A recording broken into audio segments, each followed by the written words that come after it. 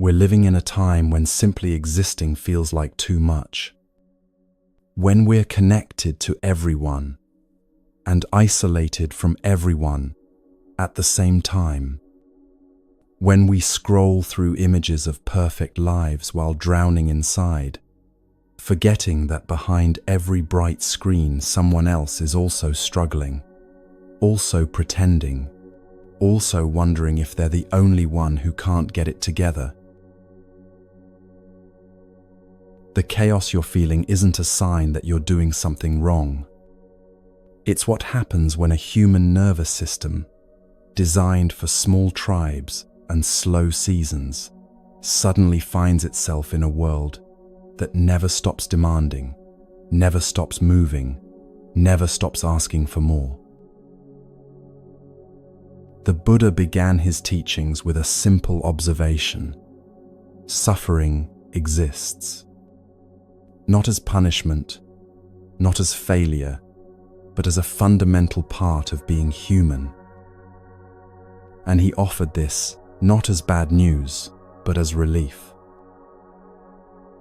Because when you understand that darkness touches everyone, the question stops being, "Why is this happening to me?"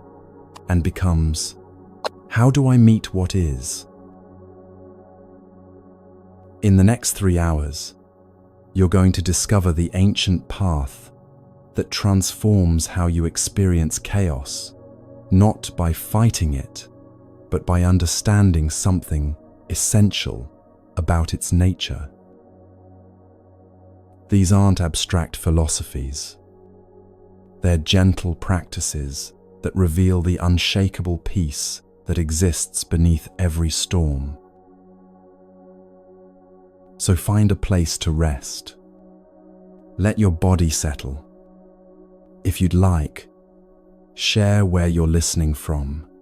There's quiet comfort in knowing we're seeking peace together. Let's begin.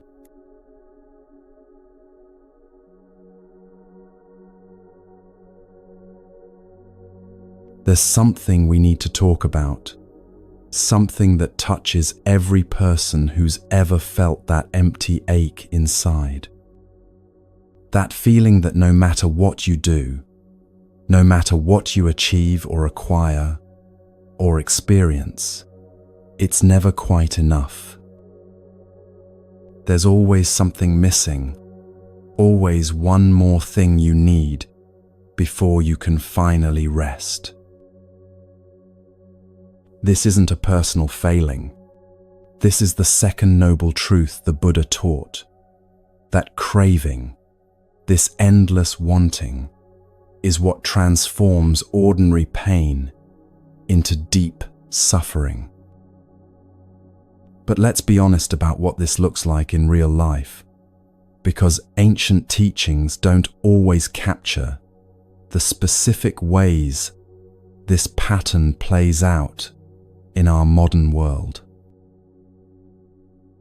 You wake up feeling heavy, so you reach for your phone. The scrolling doesn't actually help, but it fills the space where discomfort was starting to bloom. You get to work, and the day feels overwhelming, so you plan a vacation, something to look forward to, something that will finally bring the relief you're seeking. The vacation comes and goes, beautiful but somehow not quite what you hoped. And within days of returning, that same emptiness is back. So you think maybe it's about fitness. You join a gym, buy new workout clothes, commit to becoming the person who has their life together. For a while, the novelty fills the gap, but then the routine becomes just routine, and the emptiness underneath remains untouched. Maybe it's about learning something new. You take a course, read books, consume podcast after podcast about self-improvement and personal growth. You collect information like some people collect stamps, hoping that somewhere in all that accumulated knowledge, you'll find the missing piece that makes everything click into place. Or perhaps it's about relationships. You think if you could just find the right person, the right circle of friends, the right community, then you'd finally feel complete. And when relationships disappoint, because all relationships eventually involve disappointment, you either double down trying to fix them or move on to seek better ones. The pattern is always the same. Something feels lacking inside, so you look outside for something to fill it. And here's the devastating truth: it works. Temporarily, it actually works. That new experience does bring excitement. That purchase does create a moment of satisfaction. That relationship does ease the loneliness, at least at first. The problem isn't that these things fail to help at all. The problem is that they never help enough, never help for long enough, never touch the actual source of the emptiness. So you consume more experiences, more possessions, more knowledge, more connections, more entertainment, more distraction, more anything that might finally be the thing that works. And the world we live in has become brilliantly, terrifyingly efficient at feeding this pattern. There's an app for every craving, a product for every inadequacy, a solution for every problem, all just a click away, all promising to fill the hole you're feeling. You can order anything and have it arrive tomorrow. You can connect with anyone across the globe instantly. You can access infinite entertainment, infinite information, infinite possibility. And yet, have you noticed, the more available everything becomes, the less satisfied we seem to be. This is what the Buddha saw 2,500 years ago, before smartphones and same-day delivery, before the internet made the entire world's offerings accessible from your bed. He saw that the human mind, left to its own devices, creates an endless cycle of desire and temporary satisfaction and renewed desire. He called it tanha, craving, thirst, the grasping quality of mind that always wants what it doesn't have. And he taught something radical. He said the way out isn't through better consuming or smarter seeking or finally finding the right thing to fill you up. The way out is through understanding that you were never empty in the first place. Think about that for a moment. Really let it land. What if the emptiness you've been trying to fill isn't actually emptiness? What if it's just space, natural, necessary space, that you've been taught to fear and avoid? In the teaching traditions that understand this deeply, they use the metaphor of a cup. If you come to a teacher with a cup already full of your assumptions, your certainty about how things are, your collection of half-understood concepts and borrowed beliefs, there's nowhere for new understanding to go. The teacher's job isn't to pour more into your full cup. The teacher's job is to help you pour it out.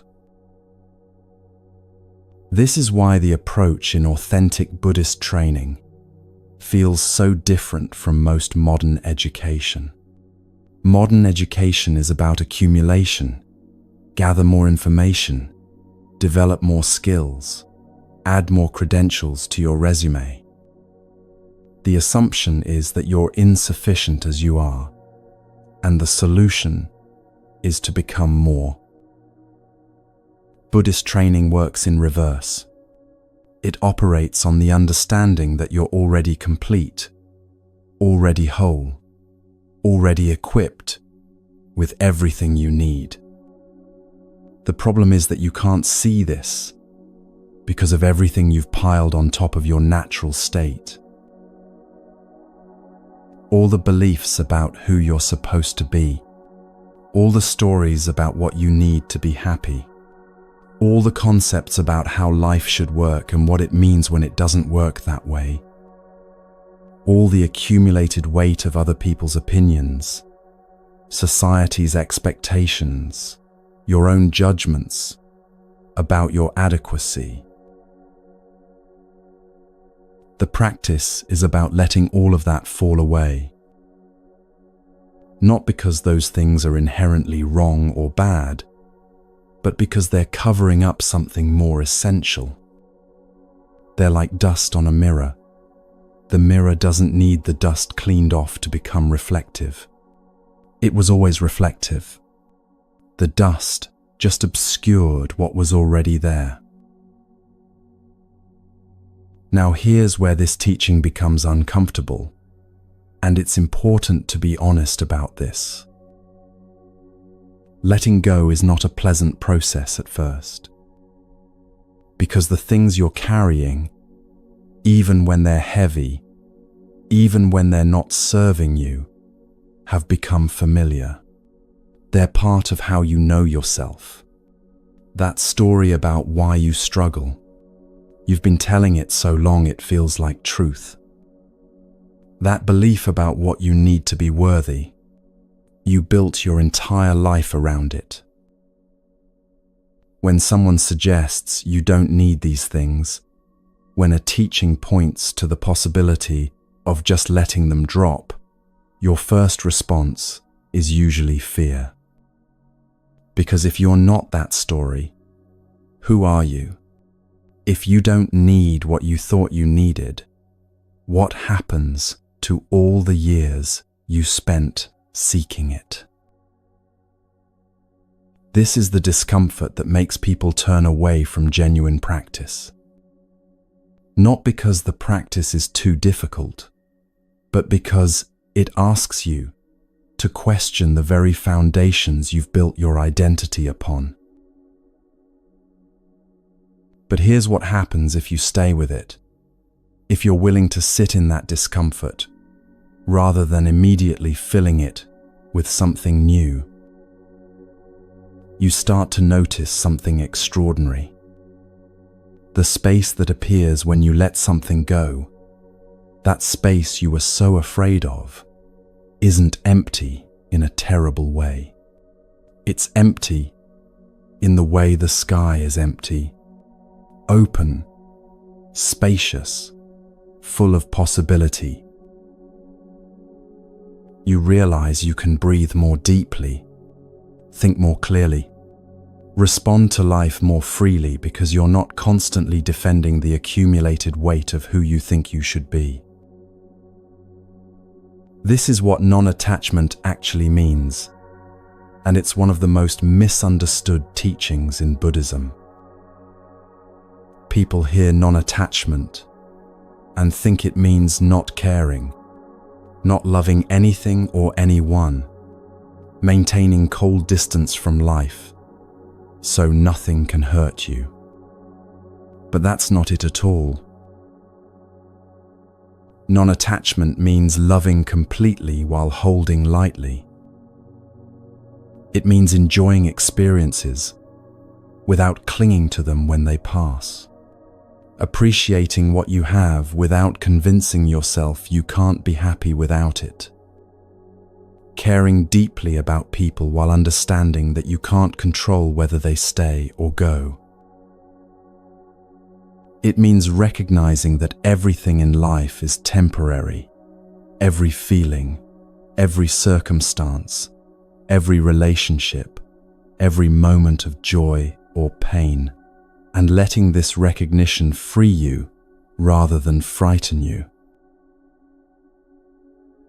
When you hold life lightly, you can actually experience it more fully, because you're not tensed up trying to make good moments last forever or push difficult moments away before they've even fully arrived.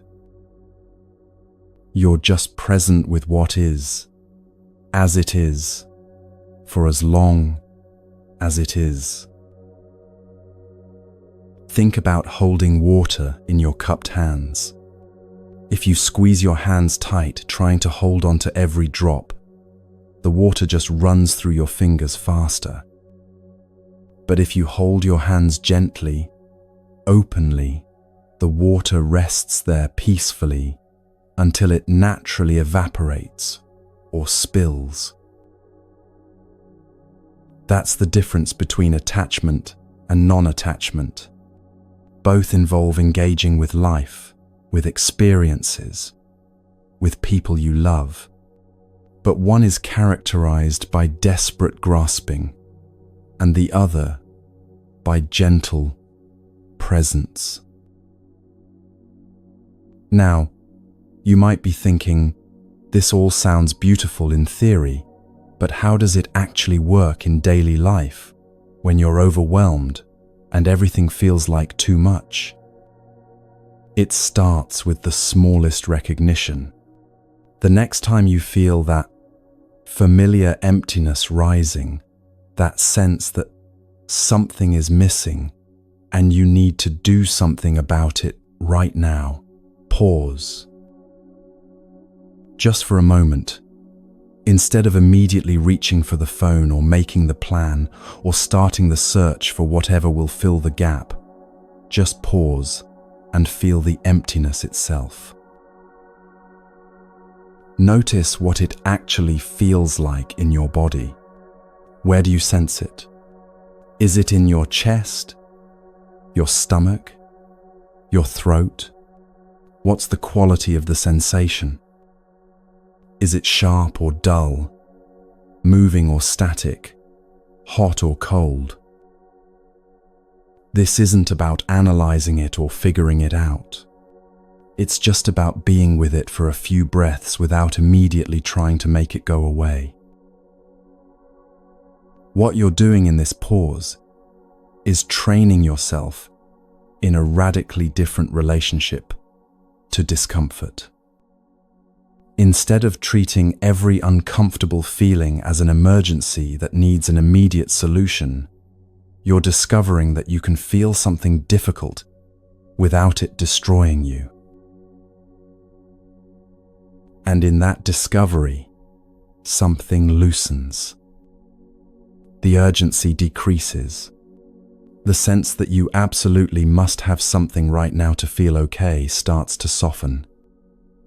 You realize you're actually okay right now, in this moment, even with the discomfort present.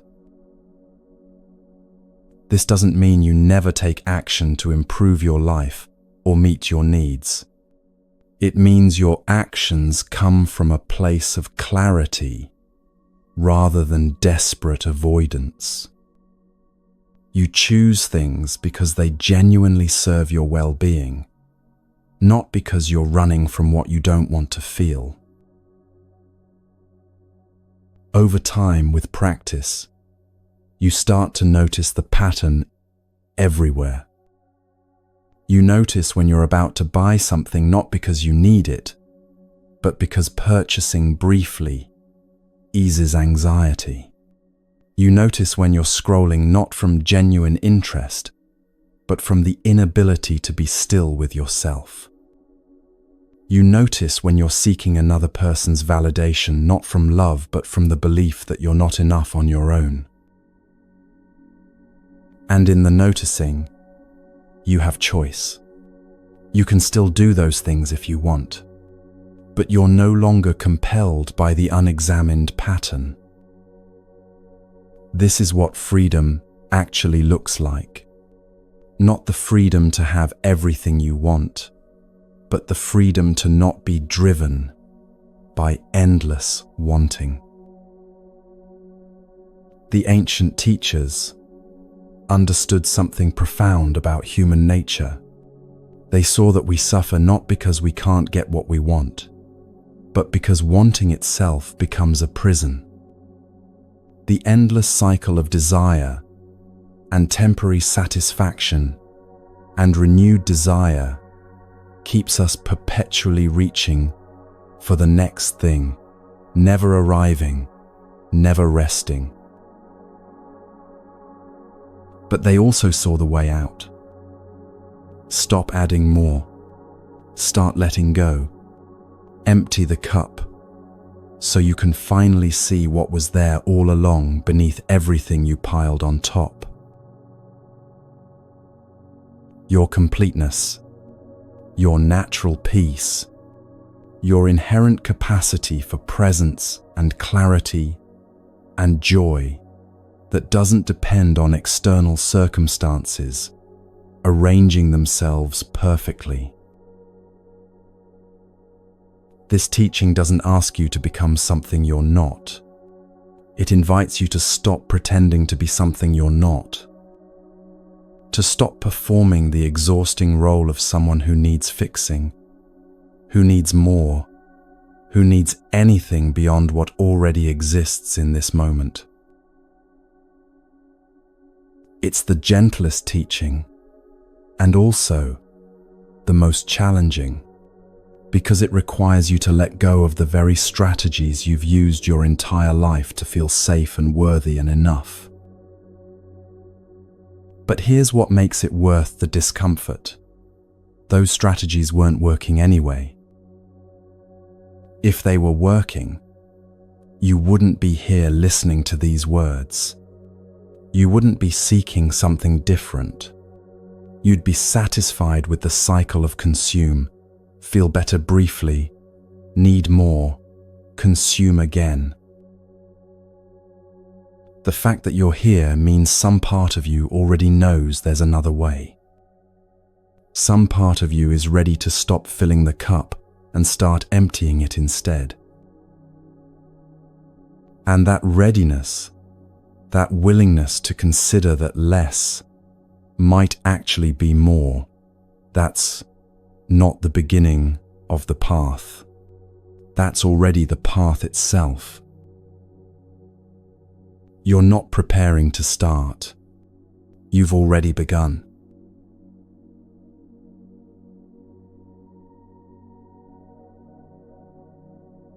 There's a teaching in Buddhism called right effort, and it's one of the most misunderstood aspects of the path. When people hear effort, they often imagine force, struggle, pushing yourself beyond your limits with gritted teeth and iron will. But that's not what the Buddha taught at all. Right effort is part of the Eightfold Path, and like everything the Buddha taught, it follows the middle way. Not too tight, not too loose, not punishing yourself into practice, but not letting yourself drift away from what serves your well-being either. Think of tuning a stringed instrument. If the string is too tight, it snaps. If it's too loose, it produces no music. The art is finding that perfect tension where sound becomes possible. This is how we need to approach practice in our lives, with enough structure to create consistency, but with enough gentleness to be sustainable, with enough commitment to keep showing up, but with enough compassion to forgive ourselves when we stumble. The modern world has taught us a particular relationship with discipline that needs examining. We've been trained to think that change requires dramatic action, intense willpower, complete transformation overnight. We see this everywhere: extreme diets, aggressive workout programs, radical life overhauls that promise to fix everything if you just commit hard enough. And what happens? Most people burn out within weeks. They start with enormous enthusiasm, push themselves to unsustainable extremes, and when they inevitably can't maintain that intensity, they collapse back into old patterns, now carrying an additional layer of shame about their perceived failure. The Buddhist approach is radically different. It's about small, consistent actions repeated over time. It's about building something sustainable rather than impressive. 5 minutes. That's all you need to start. 5 minutes a day of intentional practice, sitting quietly, breathing with awareness, bringing your attention back when it wanders. Not an hour of meditation, not a complete life restructure, just 5 minutes. But here's the key. It has to be every day. Not when you feel like it, not when circumstances are perfect, not when you're motivated and inspired. Every single day, whether you want to or not. Because what you're building isn't just the skill of meditation or mindfulness or whatever practice you choose. What you're building is something far more fundamental: the ability to keep a commitment to yourself, even when it's inconvenient. This is where genuine strength develops. Not in the moments when everything aligns and practice feels easy, but in the moments when every part of you wants to skip it and you show up anyway. The Buddha spoke about right effort having 4 aspects: preventing unwholesome states from arising, abandoning unwholesome states that have already arisen, cultivating wholesome states that haven't yet arisen, and maintaining wholesome states that are present. In practical terms, this means paying attention to what's happening in your mind and life, and gently steering toward what serves your peace. When you notice you're about to spiral into familiar patterns of anxiety or anger or despair, that's the moment of preventing. You catch it early, before it fully takes hold, and you make a different choice. When you're already caught in those patterns, that's the moment of abandoning. You recognize where you are without judgment, and you find a way to let it go and return to steadiness.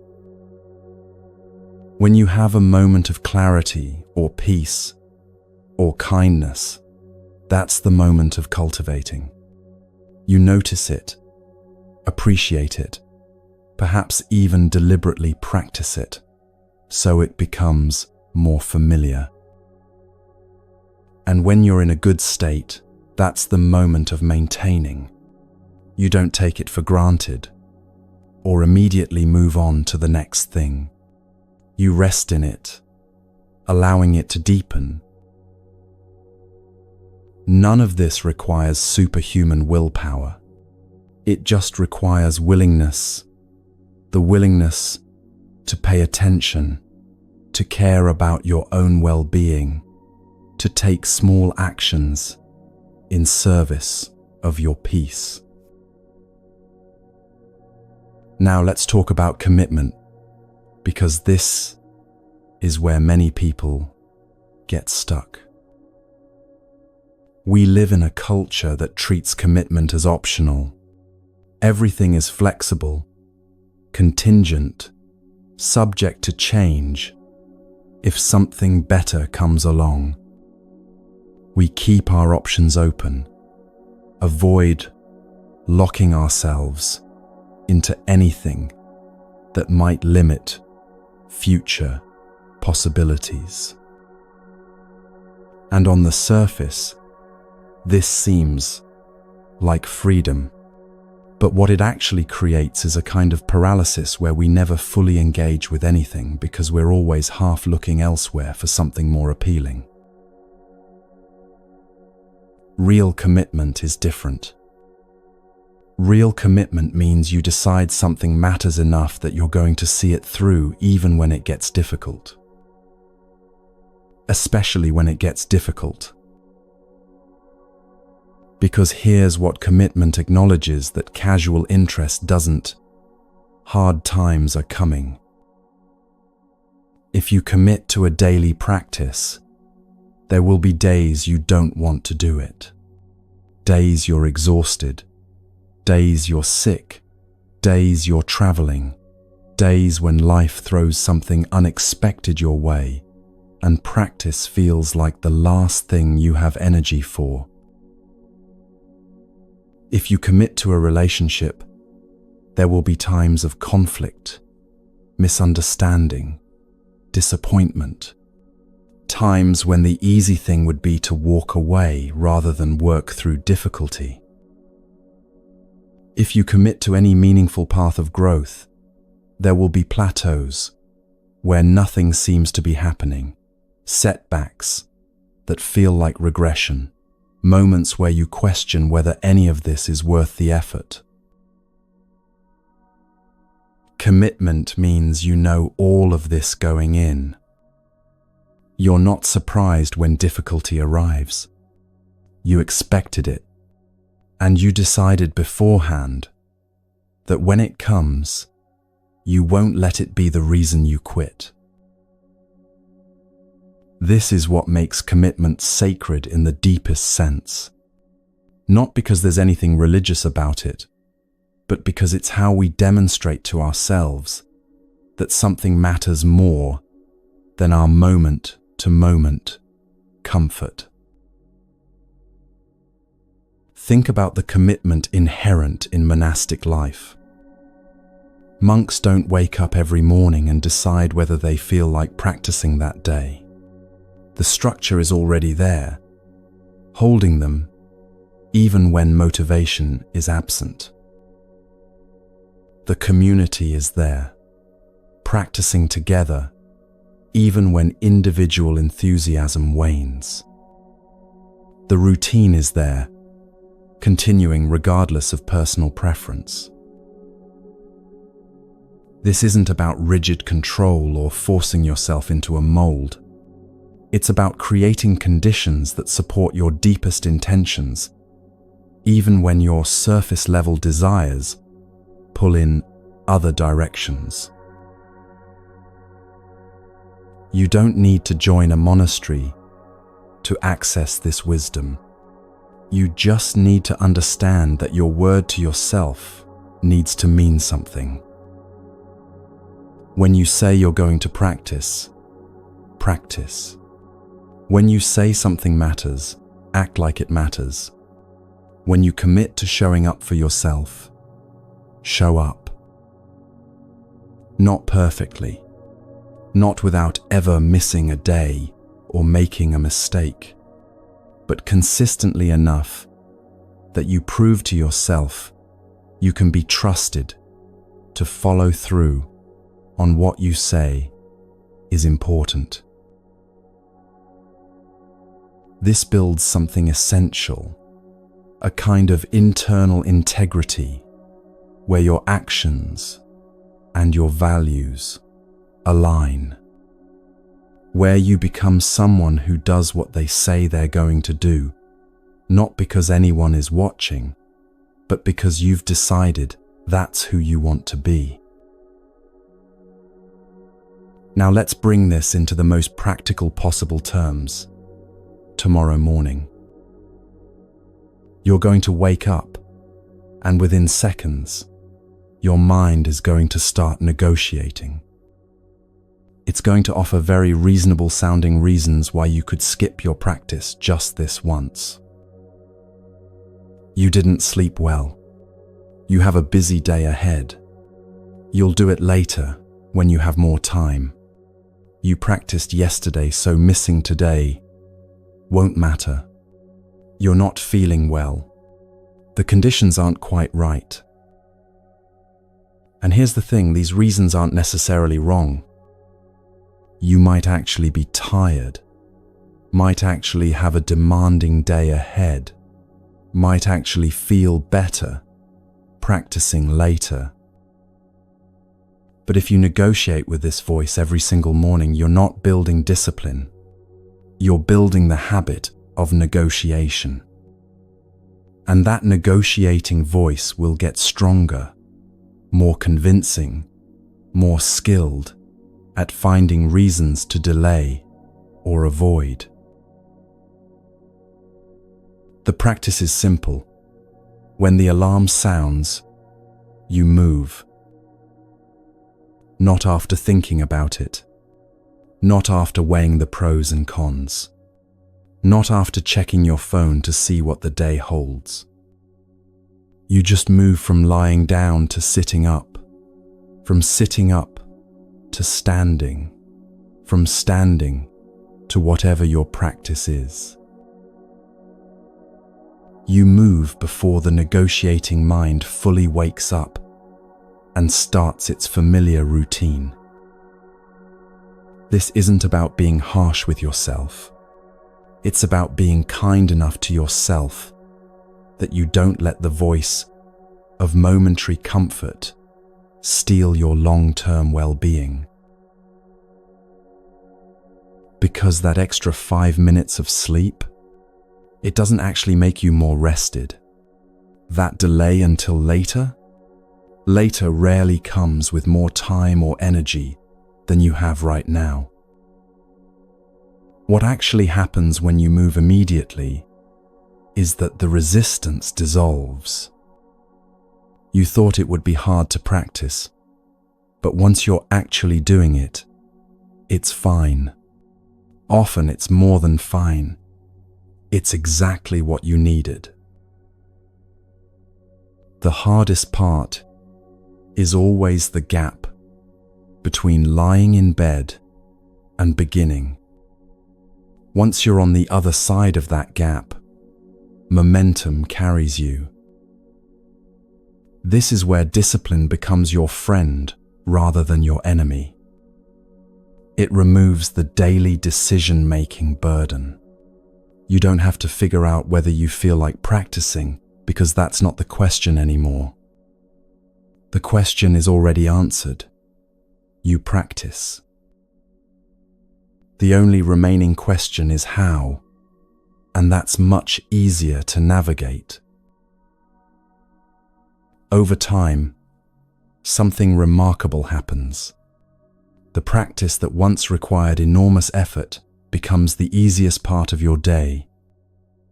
Not because it's suddenly effortless, but because you've built such a strong habit that it requires less and less willpower to maintain. You've created a groove, a well-worn path that your mind and body know how to follow, even when you're tired, stressed, or distracted. The discipline you once had to force becomes the structure that holds you when everything else feels chaotic. And here's the beautiful paradox. This structure, which might seem limiting or rigid from the outside, actually creates freedom. When you don't have to negotiate with yourself every morning about whether to practice, you have more energy for everything else. When you know you can count on yourself to follow through on commitments, you stop carrying the low-grade anxiety of wondering whether you'll actually do what you say matters. When you have a foundation of consistent practice, everything else in your life has a steady base to build from. This is gentle discipline, not the harsh, punishing kind that breaks you down, but the kind, consistent kind that builds you up one small action at a time. It's discipline that comes from love rather than judgment, from caring about your well-being enough to protect it, even from your own momentary resistance. It's showing up for yourself the way you'd show up for someone you deeply love, reliably, patiently, with forgiveness for imperfection, but also with the gentle insistence that some things are non-negotiable because they matter too much. Your peace matters that much. Your practice matters that much. Your commitment to your own growth matters that much. Not because you need to prove anything to anyone, but because you deserve to experience what happens when you consistently show up for what serves your deepest well-being. So start with 5 minutes. Just 5 minutes tomorrow morning, before the negotiating mind wakes up fully. And the morning after that. And the morning after that. Not perfectly, not with rigid intensity, but with gentle, persistent consistency that honors both your commitment and your humanity. This is how transformation actually happens, not through dramatic overhauls, but through small actions repeated so regularly, they become part of who you are. One breath at a time, one morning at a time, one gentle, persistent choice at a time. That's the path. That's all it's ever been.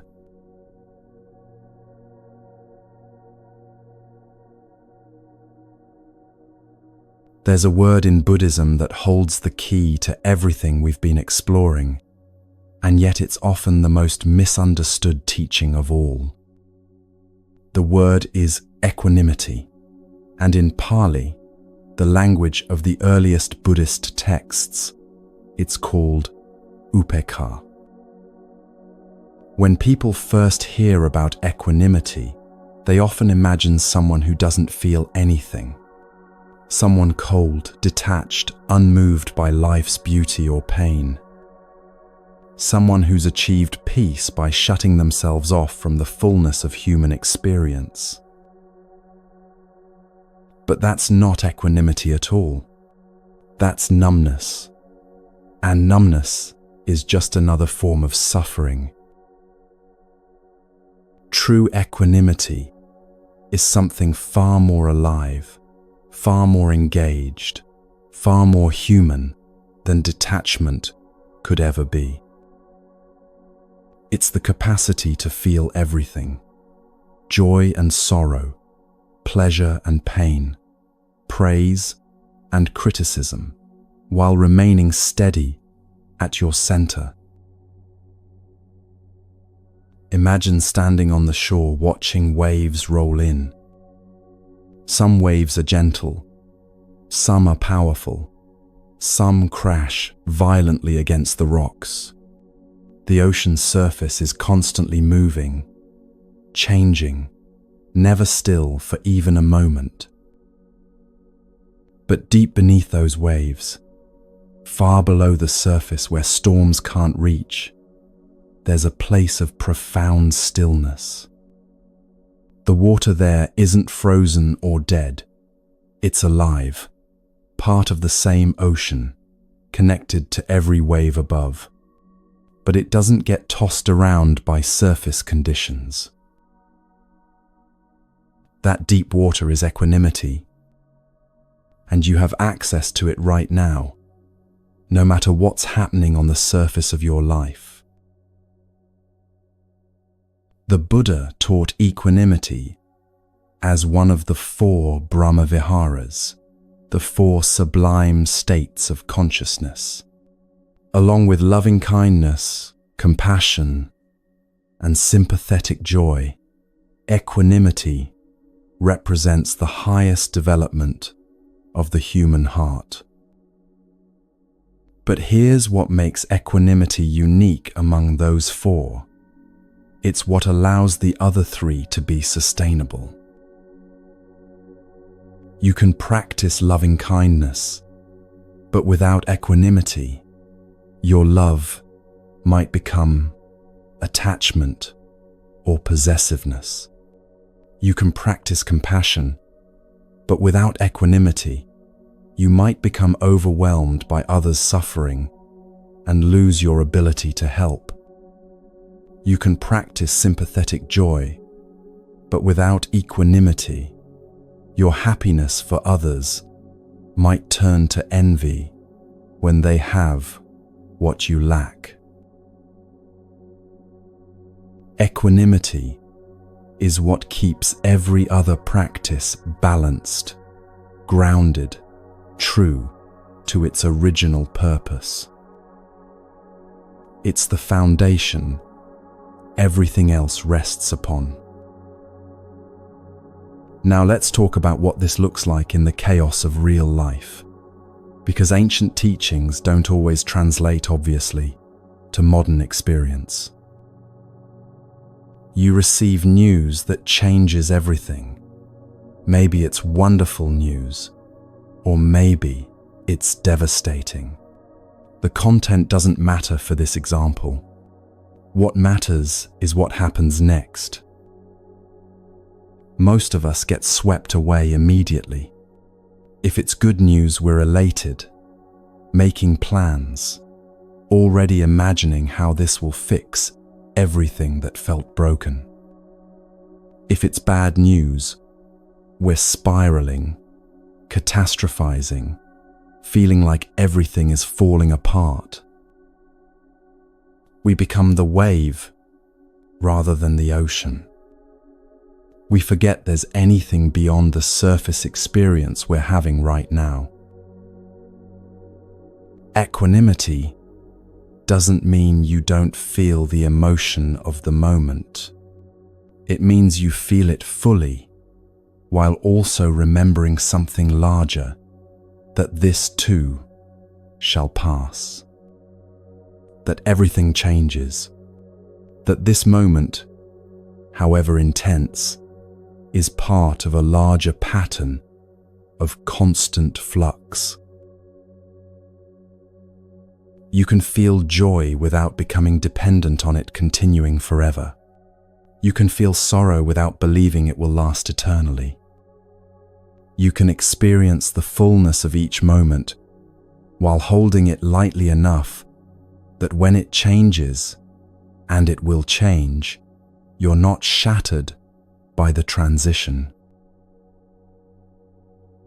This is what it means to be unshakable. Not that nothing moves you, but that nothing can knock you off your foundation because you're rooted in something deeper than circumstances.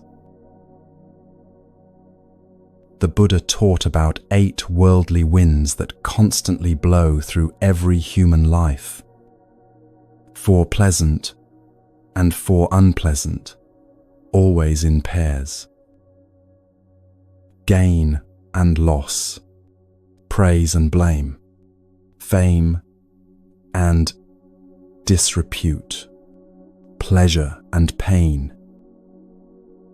These 8 winds have been blowing since the beginning of human existence, and they'll continue blowing long after we're gone. They're not personal, they're just the nature of living a human life in a changing world. The untrained mind gets blown around by these winds constantly. You gain something, and you're inflated with pride, already grasping to keep it forever. You lose something and you're deflated with despair, certain nothing good will ever come again.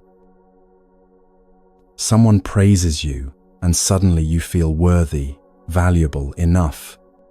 Someone criticizes you and that worth evaporates, leaving you questioning everything about yourself. You become famous, even just within your small circle, and you start believing you're special, different, above ordinary human concerns. You fall into obscurity and feel like you've lost your very identity. You experience pleasure and chase after it desperately, trying to make it permanent. You experience pain and run from it frantically, willing to do almost anything to make it stop. Back and forth, up and down, tossed around like leaves in a storm. This is exhausting. This is suffering. Equanimity is what happens when you stop letting these winds determine your worth, your peace, your sense of who you are.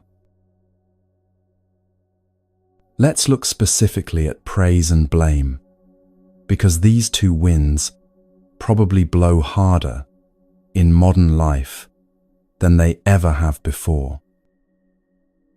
You post something online, a thought, a photo, a piece of work you're proud of. Within minutes, people are responding. Some love it, shower you with validation, tell you you're amazing. Others criticize it, point out flaws, question your judgment or taste or competence. And if you're not established in equanimity, you ride this roller coaster all day long. Each positive comment lifts you up temporarily. Each negative comment brings you crashing down. Your sense of self, your mood, your peace, all dependent on what strangers on the internet think about something you shared. This is not freedom. This is prison. The practice of equanimity with praise and blame isn't about not caring what anyone thinks. It's about understanding that other people's opinions, whether positive or negative, can't tell you who you actually are. When someone praises you, you can acknowledge their kindness without inflating yourself. You can appreciate their words without needing them to be true or permanent.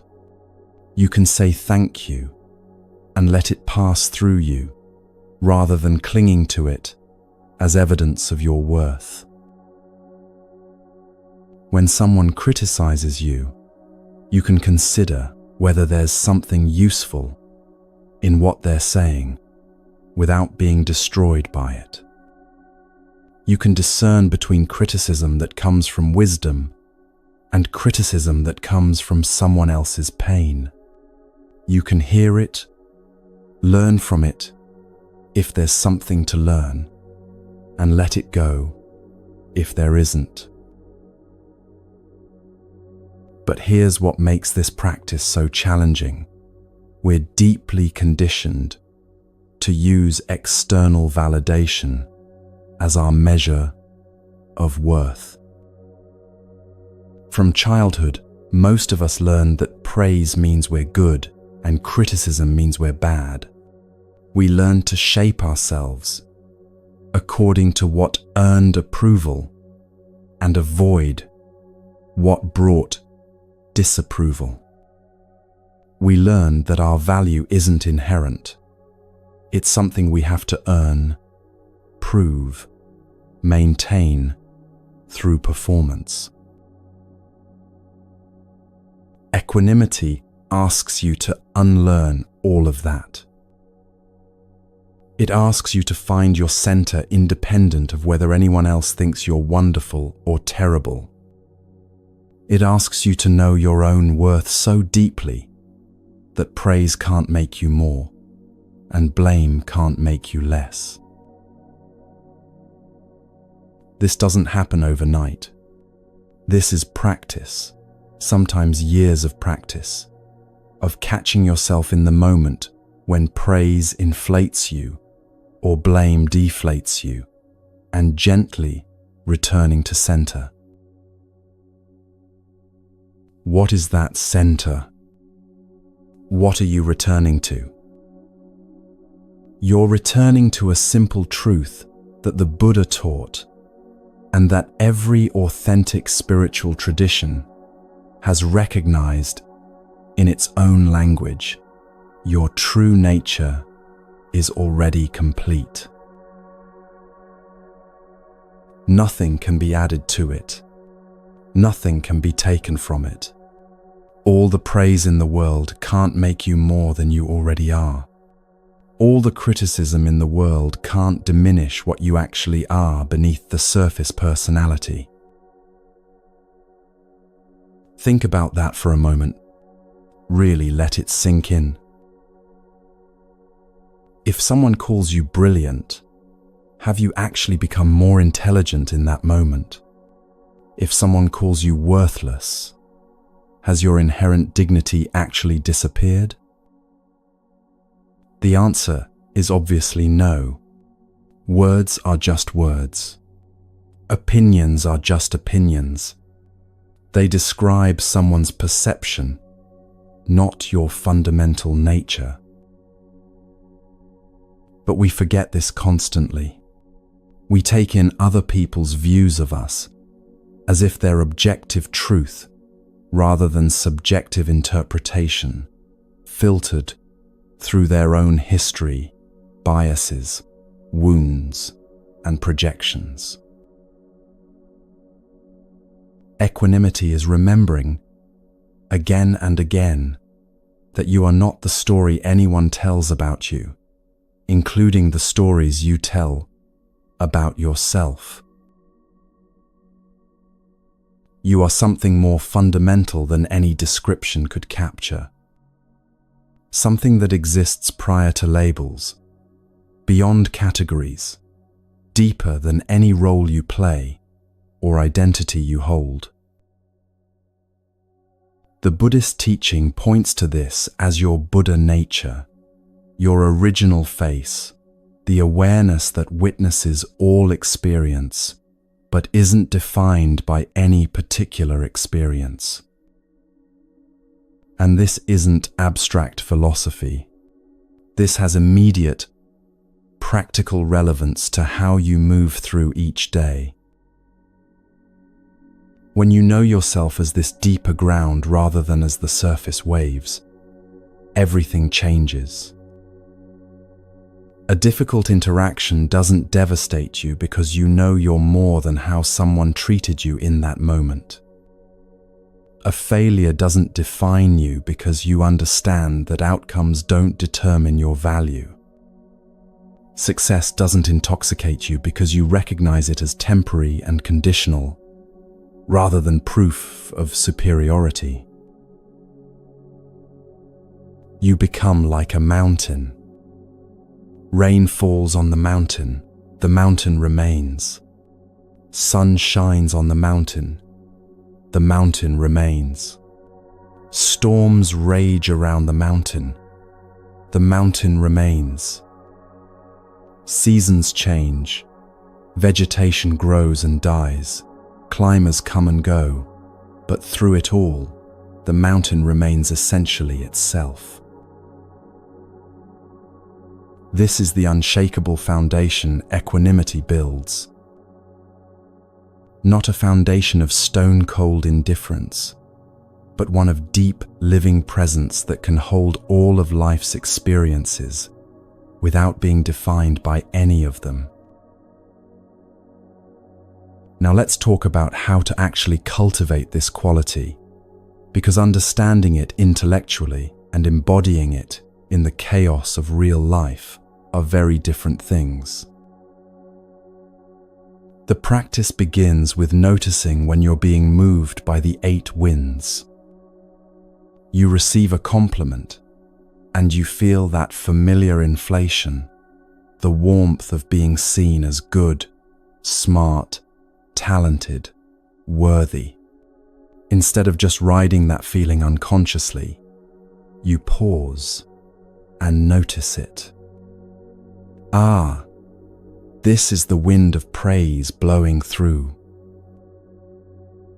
You're not trying to not feel good. You're just recognizing the pattern. External validation arrived, and your sense of self temporarily expanded. You're seeing clearly that your worth feels conditional, dependent on what just happened. The same with criticism. Someone disapproves of something you did or said, and you feel that familiar contraction, the coldness of being seen as wrong, inadequate, not enough. You pause and notice, ah, this is the wind of blame blowing through. Again, you're not trying to not feel hurt. You're just recognizing the pattern. External judgment arrived, and your sense of self temporarily shrank. You're seeing clearly that your peace feels fragile, dependent on others' approval. In the noticing, something shifts. You're no longer completely identified with the reaction. There's a small gap of awareness between the wind blowing and your response to it. That gap is everything. That gap is where freedom lives. Over time, with practice, the gap widens. The winds still blow.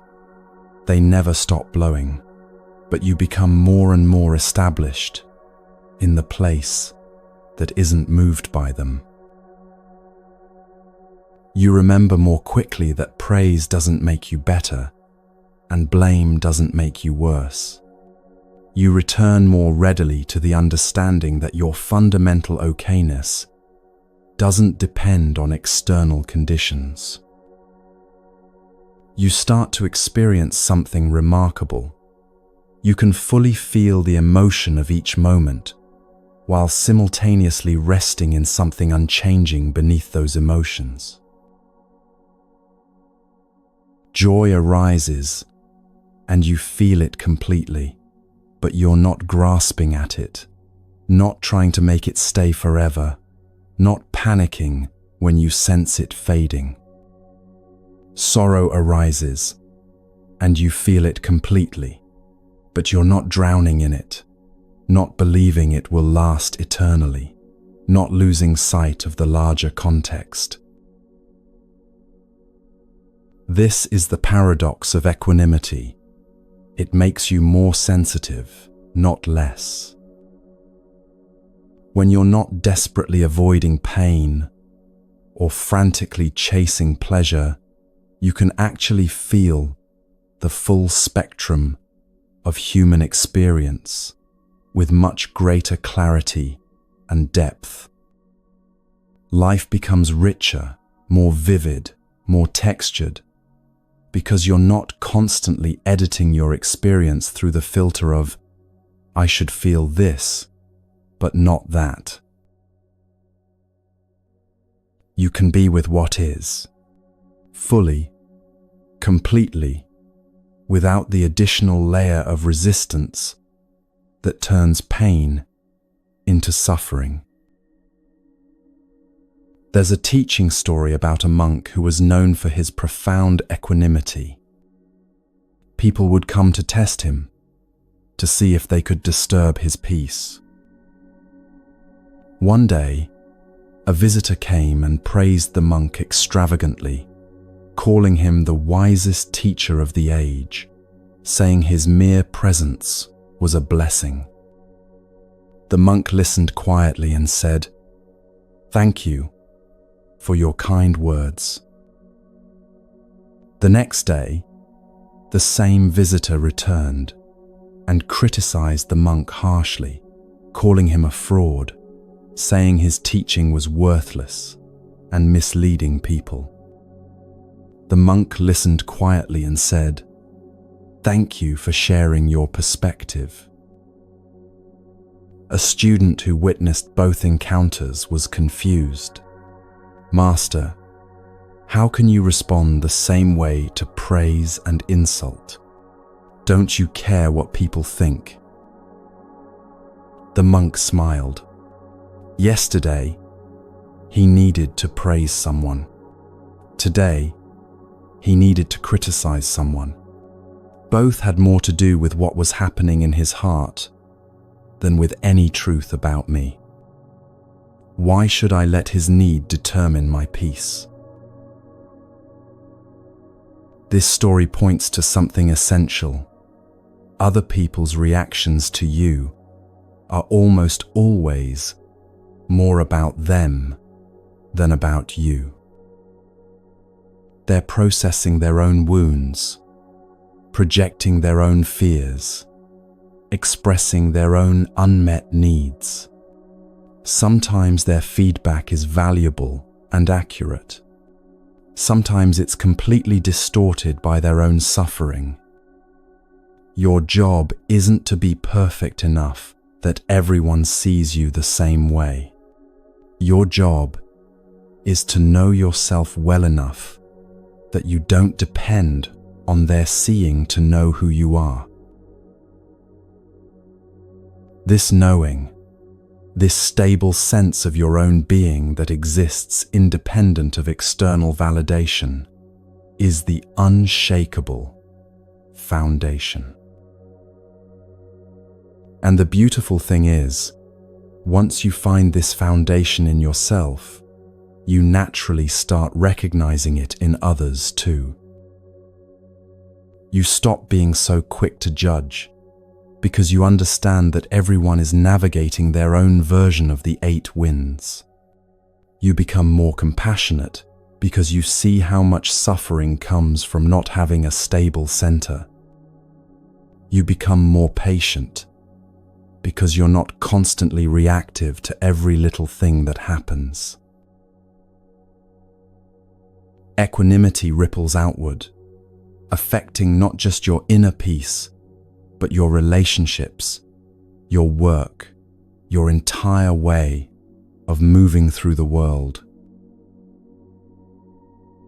You become someone others can count on to stay steady when things get chaotic.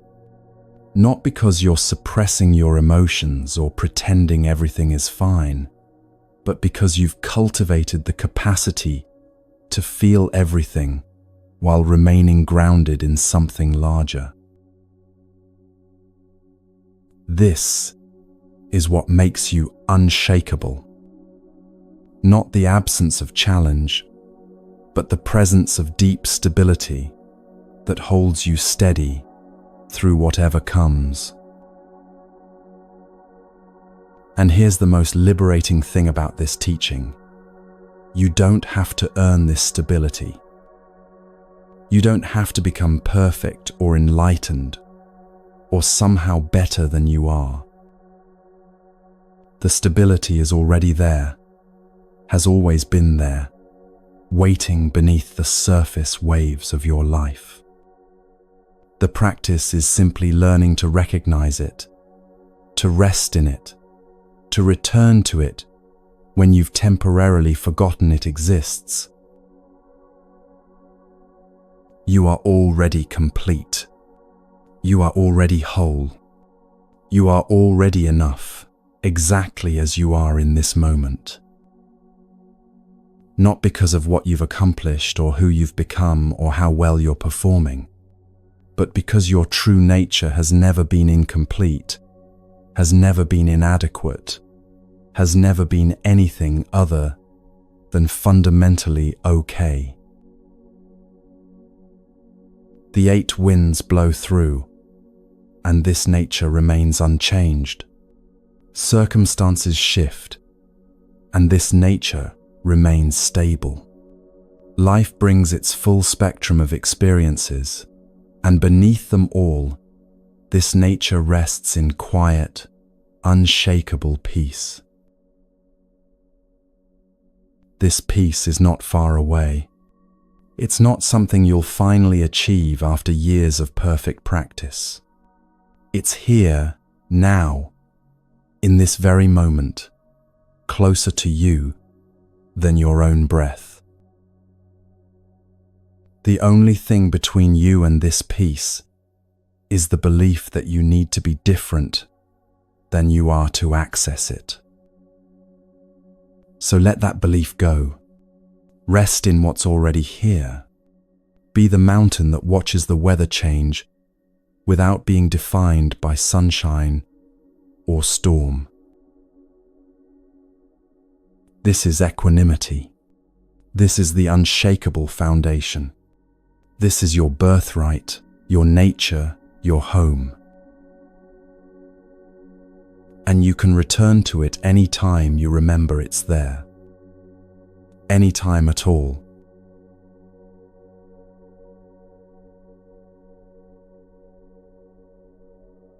There's a weight you've been carrying for so long that you've almost forgotten it's there.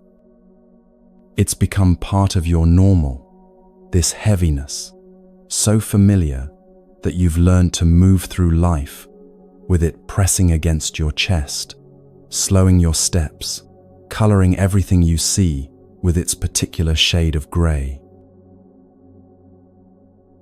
Maybe it's something that happened years ago that still plays in your mind like a song you can't turn off.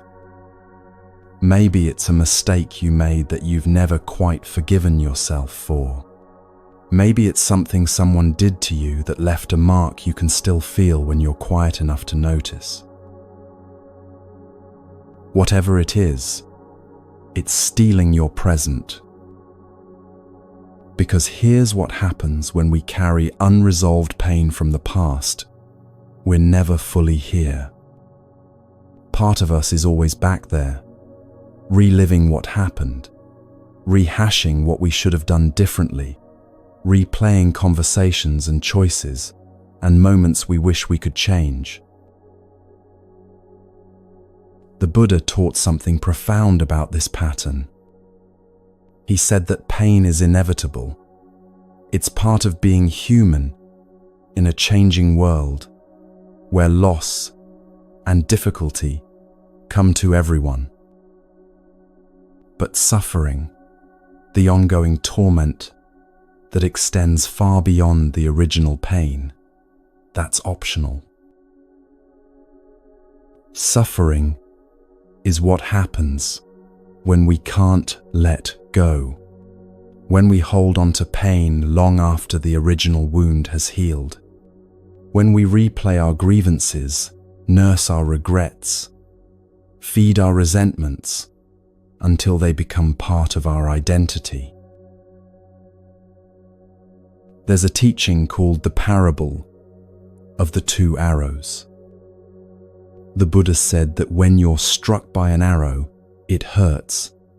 That's the first arrow, and it's unavoidable. But then we shoot ourselves with a second arrow, our reaction to the first arrow, our story about what it means, our resistance to the fact that it happened. The second arrow is often more painful than the first. And unlike the first arrow, which comes from life's inevitable difficulties, the second arrow is one we shoot at ourselves. Let's be specific about what this looks like, because ancient teachings need translation into the texture of real life. Something difficult happened. Maybe someone betrayed your trust. Maybe you made a choice that led to consequences you deeply regret. Maybe circumstances beyond your control took something precious from you. That's the first arrow. It hurt when it happened. The pain was real, valid, appropriate to the situation. But then come the second arrows, one after another. I should have seen it coming. How could I have been so stupid? I'll never trust anyone again. This proves I'm fundamentally flawed. They should have known better. I can't believe they did that to me. Things will never be okay again. I don't deserve good things after what I did. Each of these thoughts is another arrow. Each judgment, each rumination, each replay of the painful event, more arrows, shooting yourself over and over with the memory of something that already happened and cannot be changed. And here's the devastating truth. The person or situation that caused the original pain might be long gone. They've moved on, maybe they're not even thinking about what happened anymore. But you're still there, still shooting arrows, still bleeding from wounds you're keeping fresh through constant reopening. This is what keeps you suffering. Not what happened, but what you're doing with what happened. Now, before we go further, something needs to be said clearly. This teaching is not about pretending pain didn't hurt. It's not about spiritual bypassing or forcing yourself to get over it before you're ready. It's not about minimizing harm or excusing bad behavior or convincing yourself that something terrible was actually fine. Pain deserves acknowledgement. Grief deserves space. Anger at injustice is sometimes the appropriate response. But there comes a point, and only you can know when that point arrives, where continuing to hold on to pain stops being about honoring what happened and starts being about something else. It becomes about identity. I am the person this happened to. It becomes about righteousness. I have the right to stay angry. It becomes about protection. If I let this go, I'm vulnerable to being hurt again. And sometimes, though this is hard to admit, it becomes about not having to move forward. Because as long as you're still processing what happened, you don't have to face what comes next. The Buddha's insight was that everyone, absolutely everyone who has ever lived, carries some version of this weight. 8 billion people currently alive on this planet, and every single one of them has experienced pain they wish hadn't happened. Every single one of them has regrets, disappointments, moments they wish they could redo. Every single one of them has been hurt by someone and has hurt someone else, whether intentionally or not. You are not unique in your suffering.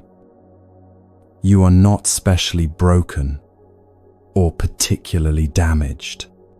You are human, and this is part of what being human means. Understanding this, really taking it in, changes something. Your pain stops being evidence that something is wrong with you specifically and becomes evidence that you're part of the human experience generally. This doesn't make the pain less real, but it makes it less isolating less like a personal failure and more like a universal challenge that everyone navigates in their own way. Now let's talk about the two most common forms of weight people carry: the weight of self-blame and the weight of blame toward others. When you blame yourself, you carry your own judgment like a stone tied around your neck. Every day, you remind yourself of what you did wrong, what you should have known, how you failed to meet your own standards or other people's expectations. The Buddha taught about wise understanding, which includes seeing clearly that mistakes are part of learning. Everyone makes mistakes, especially when they're encountering situations for the first time, without prior experience to guide them. The first time you do something and it goes wrong, that's not a mistake, that's education. That's how learning happens.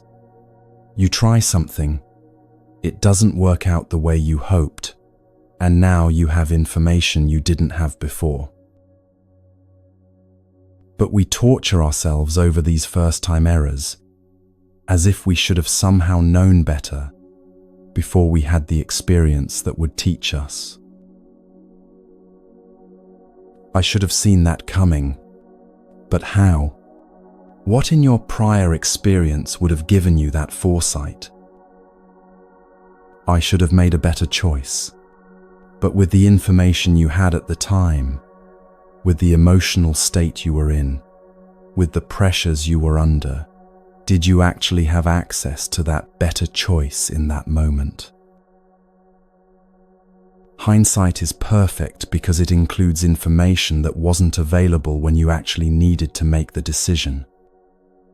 It's easy to see the right path when you're looking backward from the outcome, but in the moment, in the middle of complexity and uncertainty, you did the best you could with what you had. That doesn't mean the outcome was good. It doesn't erase consequences or excuse harm that resulted. But it means that punishing yourself endlessly for not having wisdom you hadn't yet acquired doesn't serve anyone, not you, not the people affected, not the world. What does serve everyone is learning from what happened and making different choices going forward. That's the actual point of difficulty. It's not punishment for being imperfect, it's information for becoming wiser. The Buddhist teaching on this is about self-compassion, though that term can sound soft or indulgent to people who've learned to be hard on themselves as a form of motivation. But self-compassion isn't about letting yourself off the hook or lowering your standards. It's about treating yourself with the same basic kindness you'd offer a friend who was struggling. If a friend came to you in pain about a mistake they'd made, would you tell them they're worthless and should never forgive themselves? Would you say they're fundamentally flawed and don't deserve peace?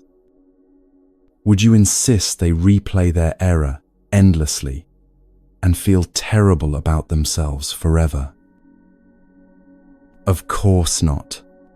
You'd probably acknowledge that they messed up, but you'd also help them see the context, the complexity, the humanity in making errors. You'd encourage them to learn from it and move forward rather than staying stuck in self-punishment. Why do you deserve less kindness than you'd give someone else? The weight of self-blame lifts when you can finally say to yourself what you'd say to a friend: yes, that happened. Yes, there are things I wish I'd done differently, and I'm still a person worthy of compassion, growth, and peace. Now let's talk about the other weight, what you carry when someone else has harmed you.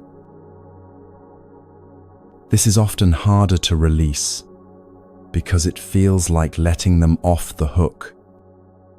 It feels like saying what they did was okay when it absolutely was not okay. But here's what needs to be understood clearly. Forgiveness is not about them. Forgiveness is about you. When you hold on to anger and resentment towards someone who hurt you, who is suffering from that? The person who wronged you may have moved on with their life. They did what they did. Maybe they feel bad about it, or maybe they don't. But either way, they're living their life. And you're still sitting here, still angry, still hurt, still replaying what happened, still letting it poison your present moment. They made the mistake, but you're the one still suffering from it. Something about this doesn't add up.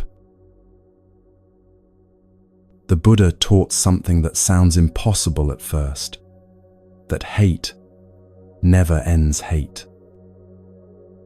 That responding to anger with anger just creates more anger. Responding to harm with harm just perpetuates cycles of harm. He said that hatred never ceases by hatred, but by love alone is healed. This is not a fluffy teaching.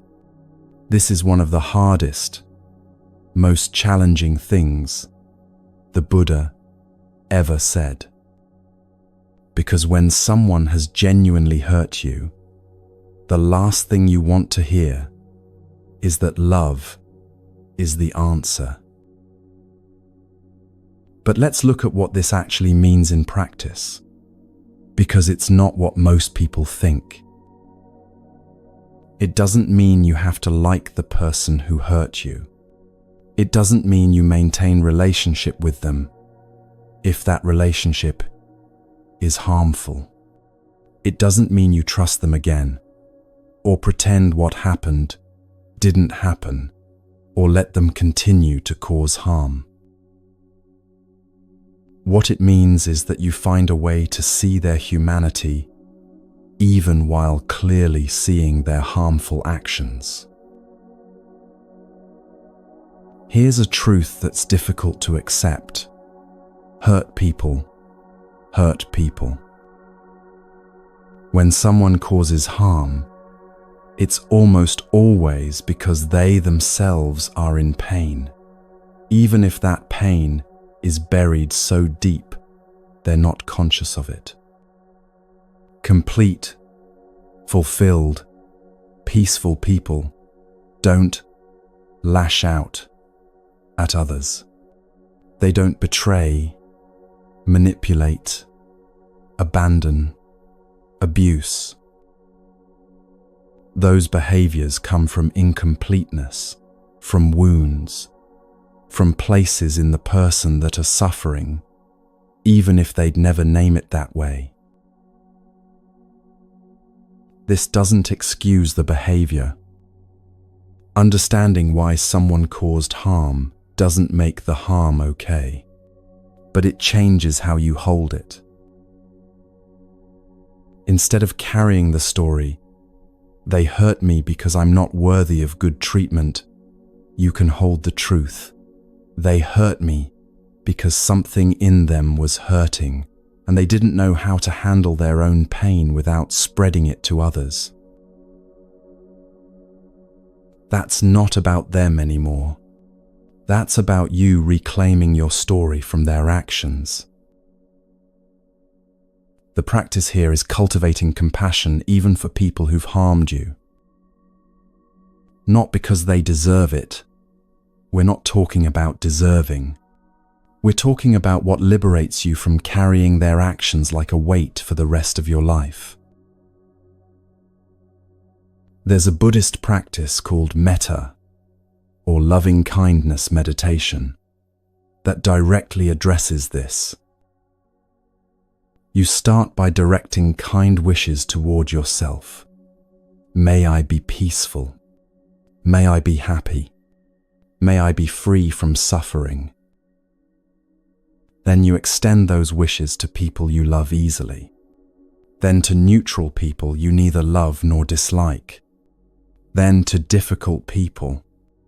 And finally, to all beings everywhere. The difficult people section is where the practice gets challenging, because you're asked to genuinely wish for their peace, their happiness, their freedom from suffering, even if they hurt you. And here's what's remarkable. When you can do this, even a little bit, something inside you loosens. You realize that wishing them peace doesn't diminish your own experience of harm. It doesn't mean what they did was acceptable. It doesn't mean you have to welcome them back into your life. It just means you're choosing to not let their actions define your capacity for compassion. You're choosing to not let their wounds infect your heart with permanent bitterness. This is the hardest path, and it's also the only path that leads to real freedom. Because revenge doesn't heal anything. It might feel satisfying in fantasy, but in practice, it just creates more pain that ripples outward, touching more people, creating more harm that will require more healing. And holding on to resentment doesn't protect you. It doesn't prevent future harm. It just keeps you connected to the person who hurt you through the constant thread of your anger toward them. Every time you think about what they did with rage and resentment, you're giving them space in your mind. Every time you rehearse your grievance, you're keeping them present in your life, even if they're physically absent. Forgiveness, real forgiveness, not the shallow kind that's just words, cuts that thread. It says, "What you did hurt me deeply, and I'm choosing to not carry that hurt anymore. I'm putting it down, not because you deserve my forgiveness, but because I deserve my freedom." This kind of forgiveness is a practice, not a one-time decision. You put the weight down, and tomorrow, your mind might pick it back up again. So you put it down again, and again, as many times as it takes until your hands learn to stay open. Some days you'll feel genuine compassion for the person who hurt you, understanding that they were suffering too. Other days you'll feel the anger rise up fresh, as if it just happened. Both of these are normal. Both are part of the process. What changes over time is how long you stay in the anger before returning to the choice to release it. And gradually, very gradually, the weight lightens. Not because you've forgotten what happened or decided it didn't matter, but because you've stopped using it as a reason to close your heart. The Buddha understood something profound. Nowhere in this world has hate ever ended hate. Think about any situation where responding to harm with more harm has led to genuine peace and resolution. In personal relationships, in communities, in conflicts between groups or nations, has answering violence with violence, betrayal with betrayal, hatred with hatred, ever produced lasting peace? Or does it just create cycles that continue indefinitely until someone finally has the courage to stop, to not retaliate, to choose a different response? Breaking these cycles requires someone to absorb the harm without passing it on, to feel the pain fully without using it as justification to cause pain in return. This is not weakness. This is the strongest thing a human being can do. It takes far more strength to feel hurt and respond with compassion than to feel hurt and respond with retaliation. It takes far more courage to forgive than to nurse grievances. But it's the only path that actually leads to peace. Not just peace between you and the person who hurt you, but peace within yourself. Because here's what happens when you finally let go. You get your life back.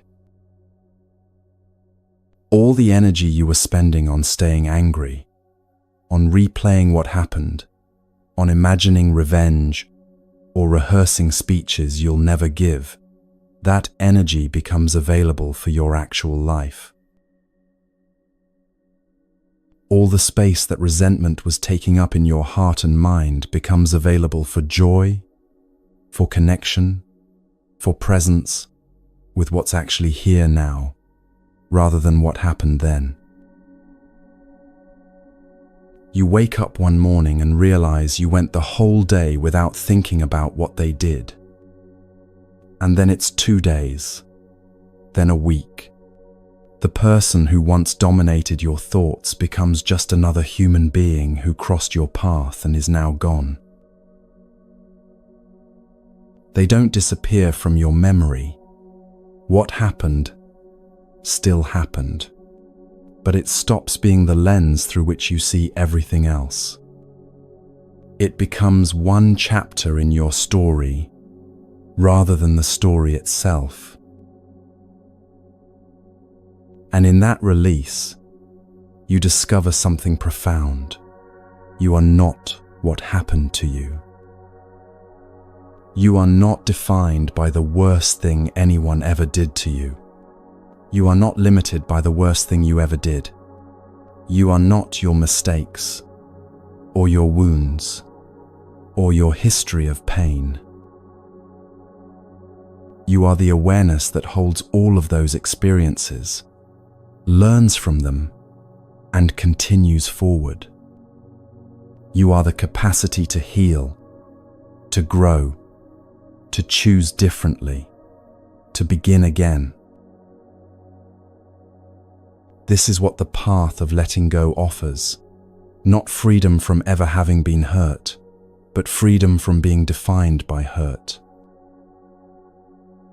Not freedom from ever having made mistakes, but freedom from being imprisoned by regret.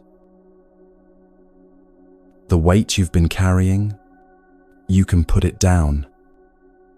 Right now, in this moment, you can let your hands open and feel what it's like to not hold on to it anymore. It might feel unfamiliar at first. You've been carrying it so long that the lightness feels strange, almost wrong, like you're forgetting something important. But you're not forgetting.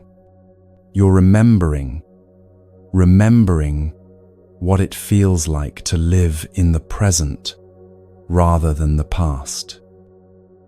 Remembering what it feels like to breathe fully, without the constriction of old pain. This is the teaching. You can carry it, or you can walk freely, but you cannot do both.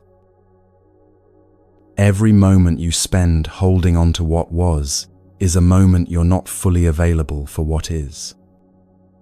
Every bit of energy you give to resenting the past is energy stolen from creating your future. The Buddha's invitation is simple. Let it go. Let it go with compassion for yourself and compassion for whoever was involved. Let it go, not because you have to, not because someone told you to, but because you deserve the freedom that comes from walking through life with open hands. And if you can't let it all go today, let go of just a little bit. Just enough to breathe a little easier. Just enough to feel a little lighter. Tomorrow you can let go of a little more. And the day after that, a little more still. Not rushing, not forcing, just gently, persistently releasing until one day you realize the weight you carried for so long isn't there anymore. And in its place, space, lightness, the possibility of beginning again. This is the path. This is how healing actually happens. One release at a time, one breath at a time, one choice to put down what you don't need to carry anymore. You are not your wounds. You are the person who survived them and has the courage to heal. And that courage, that willingness to let go even when it's hard, even when part of you wants to hold on, that's what makes you truly unshakable. Not because nothing can hurt you, but because you know how to release hurt when it comes, rather than building a life around it. This is freedom. This is peace. This is what waits on the other side of letting go.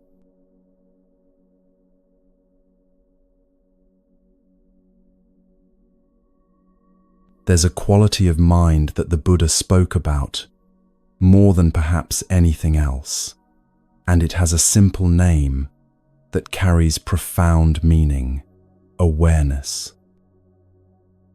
In Pali, the language of the earliest Buddhist teachings, the word is sati, often translated as mindfulness or awareness. But these translations don't quite capture the fullness of what the Buddha meant. Sati is not just paying attention. It's a particular quality of attention. Clear, present, non-judgmental noticing of what's actually happening in this moment, rather than what you think should be happening or what you're afraid might happen. It's the difference between living your life and sleepwalking through it. Most of us spend most of our time in a kind of semi-conscious state.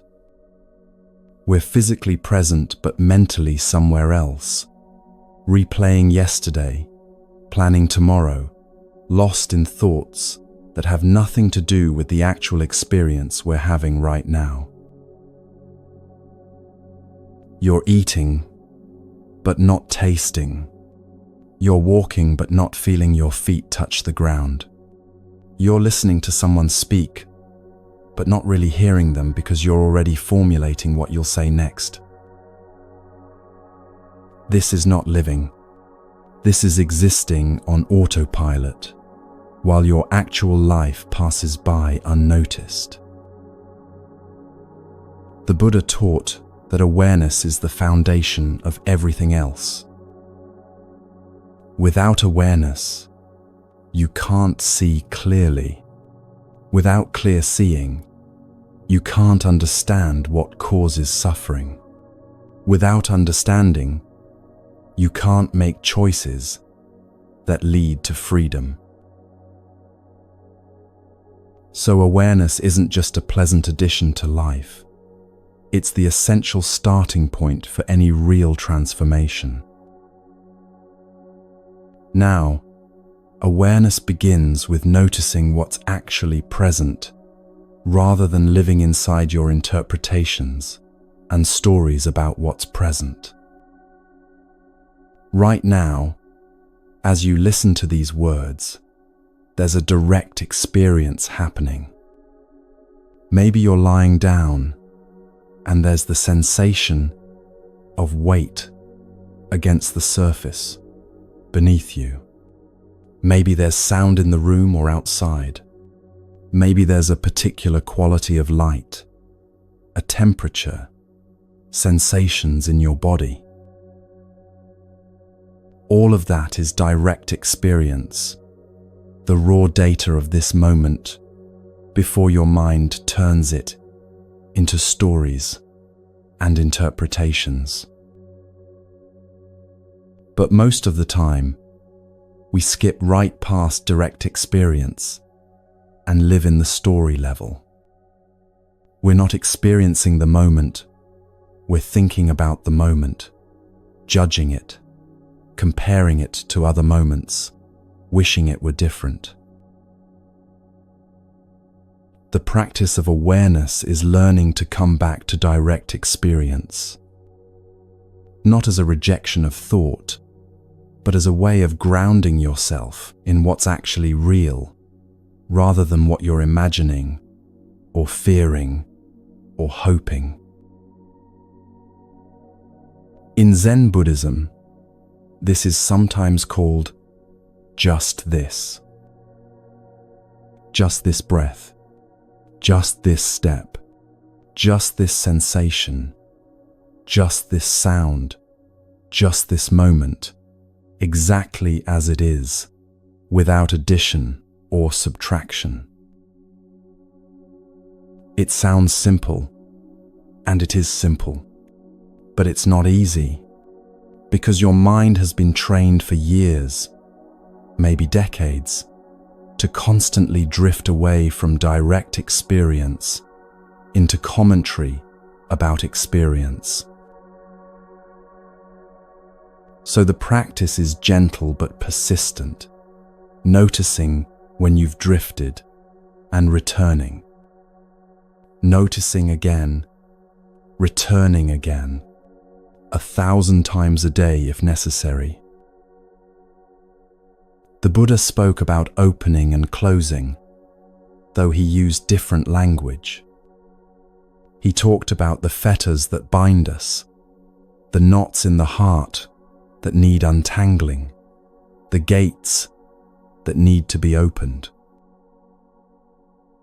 What needs opening is anything that's been shut down, tightened, defended against life. Your body often holds this closing. Tension you've carried so long you don't notice it anymore. Shoulders hunched forward, protecting your heart. Jaw clenched against words you never said. Breath held shallow against feelings you don't want to feel. This physical closing mirrors and reinforces mental closing. When your body is tight and constricted, your mind tends to be rigid and narrow. When your breathing is shallow and restricted, your thinking becomes limited and reactive. So part of cultivating awareness is gently opening what's been closed in the body. Not through force or harsh stretching, but through kind, patient attention to where you're holding tension and gradually inviting it to release. You might notice your shoulders are up near your ears and gently let them drop. You might notice your breath is shallow and consciously take a deeper breath filling your lungs more completely. You might notice you're clenching your jaw and let it soften.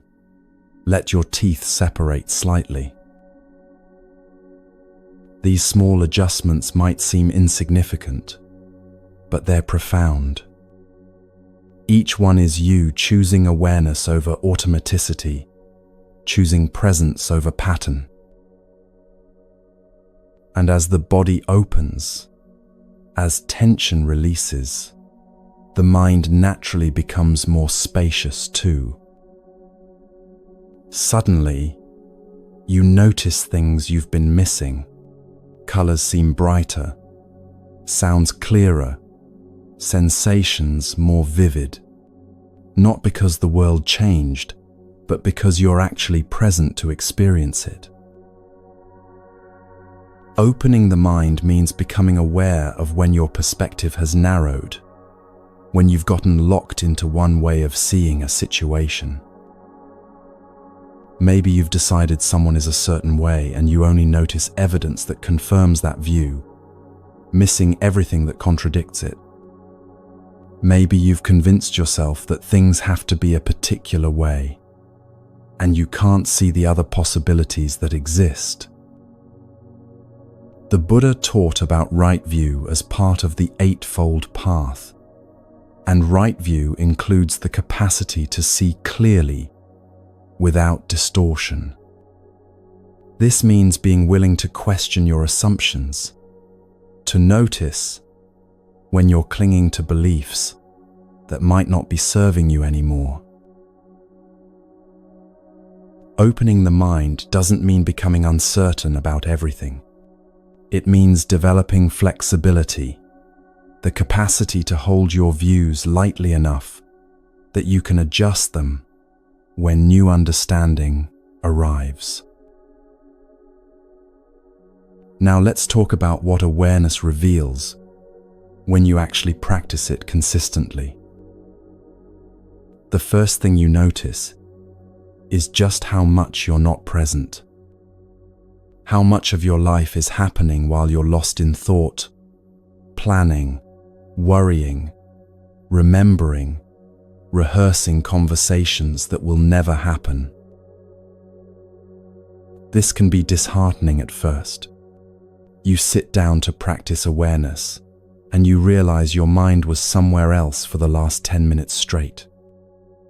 You commit to being present during a meal, and you notice you finished eating without tasting anything because you were scrolling through your phone.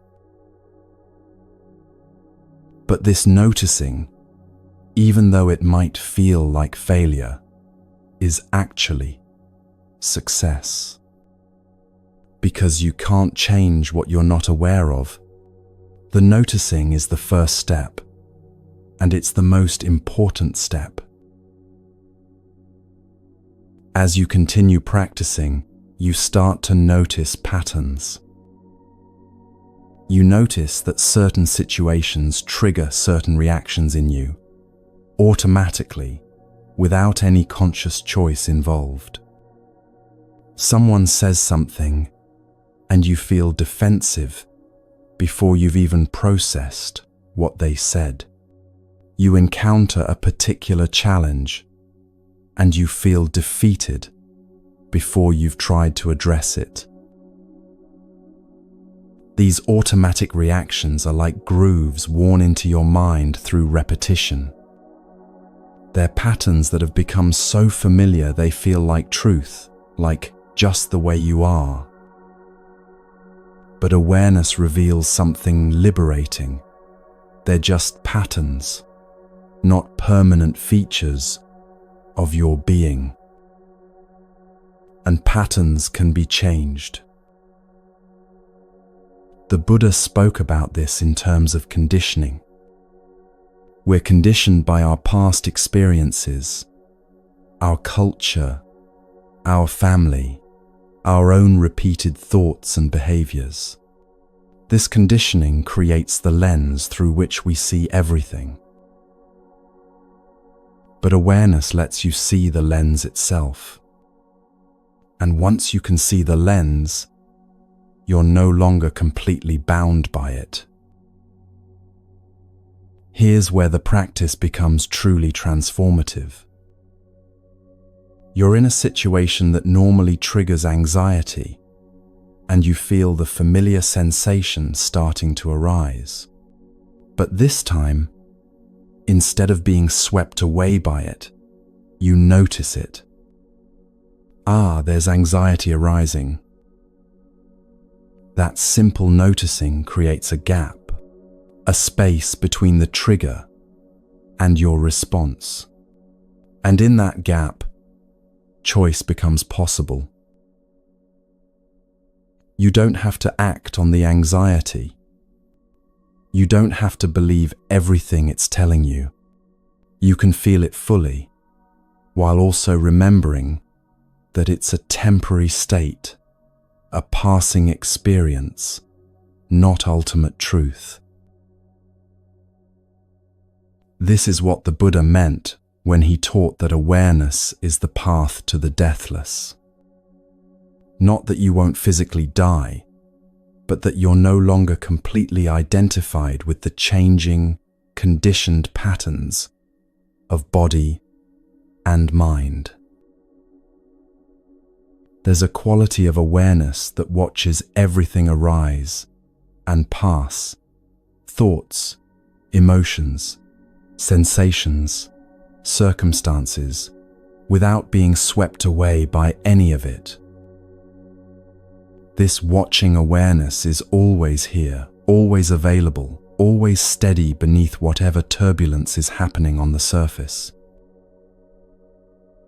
And the more you practice returning to it, the more familiar it becomes, until one day you realize that no matter what's happening in your life, no matter how chaotic or difficult or unexpected, there's a part of you that remains untouched, clear, peacefully observing it all.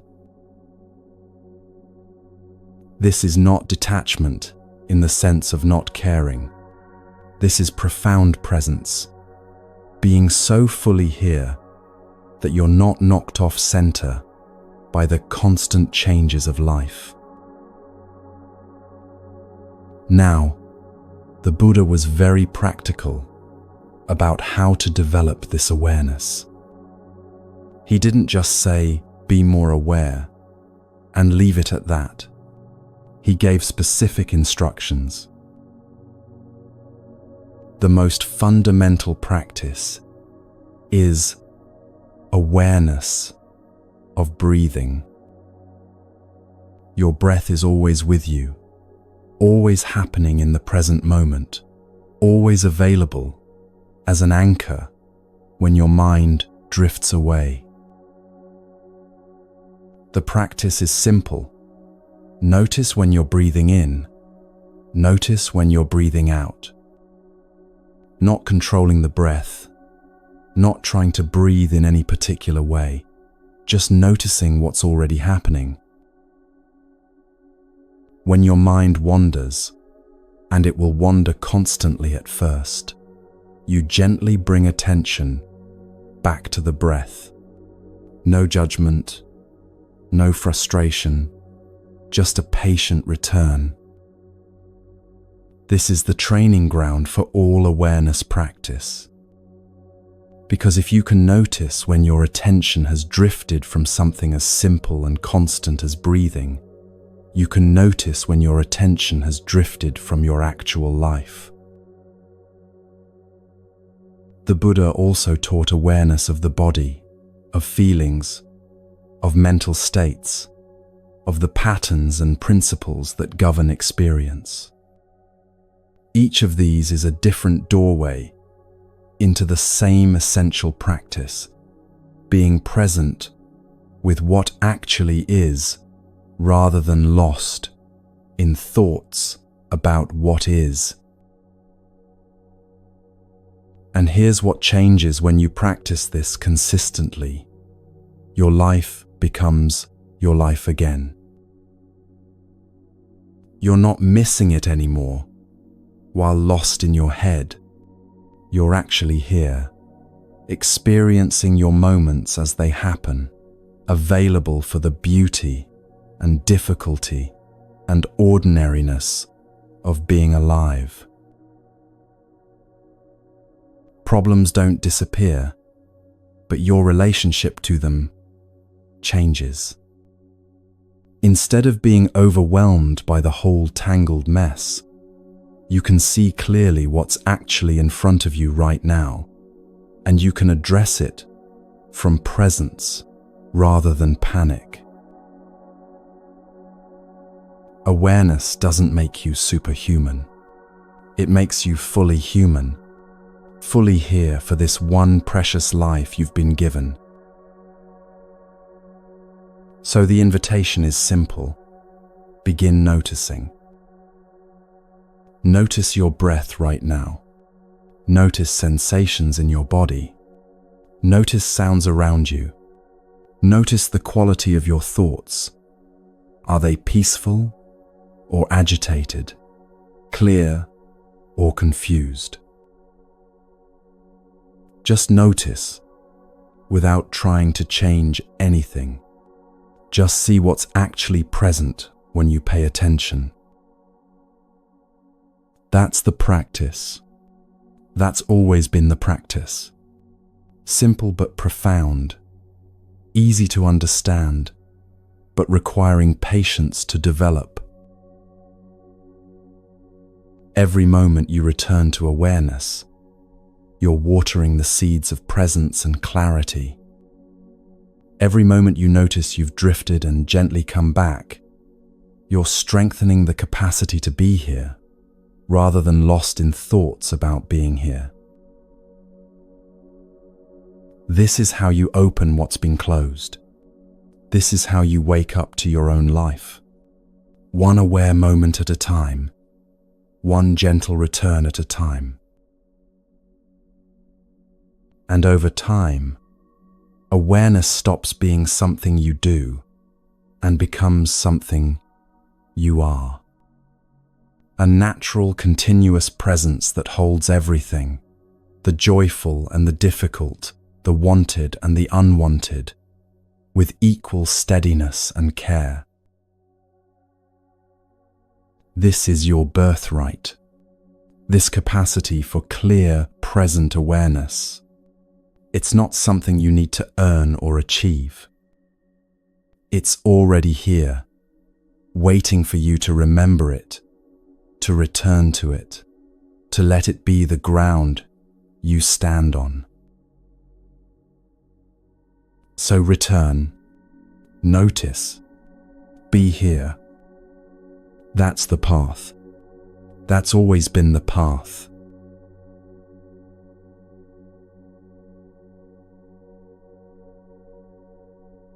There's a teaching from the Buddha that often surprises people when they first hear it. One of his closest disciples, Ananda, once said to him, "Venerable Sir, this spiritual friendship is half of the holy life." The Buddha corrected him gently but firmly. "Not so, Ananda. Spiritual friendship is not half of the holy life. It is the whole of the holy life. The whole of it. Not just helpful, not just supportive, but essential to the very core of the path." This teaching challenges the modern myth that spiritual growth is a solitary journey, that real wisdom comes from lone seekers, finding their own way in isolation. The Buddha knew better. He understood that we need each other in ways that go far deeper than casual companionship. In Buddhism, there's a term for these essential relationships, Kalyanamittata, which means noble friendship or spiritual friendship. These are the people who help you see clearly when your own view has become clouded, Who remind you of what matters when you've forgotten? Who hold you accountable to your own deepest intentions when everything in you wants to give up or turn away? But let's be honest about something. In our current world, we've confused connection with true spiritual friendship. We have thousands of contacts in our phones, hundreds of followers online, constant access to information, and teachers through screens. We can watch Dharma talks from renowned teachers, read ancient texts translated into every language, access meditation apps that guide us through practices the Buddha taught 2,500 years ago. And yet, have you noticed? Many people feel more alone than ever, more disconnected from genuine guidance, more uncertain about their path, more hungry for someone who truly sees them and can offer wisdom born from lived experience rather than borrowed knowledge. Because here's what the Buddha understood that we're slowly relearning. There's a difference between information and transformation. You can read every book about swimming ever written, study the physics of water and the biomechanics of strokes, memorize every technique.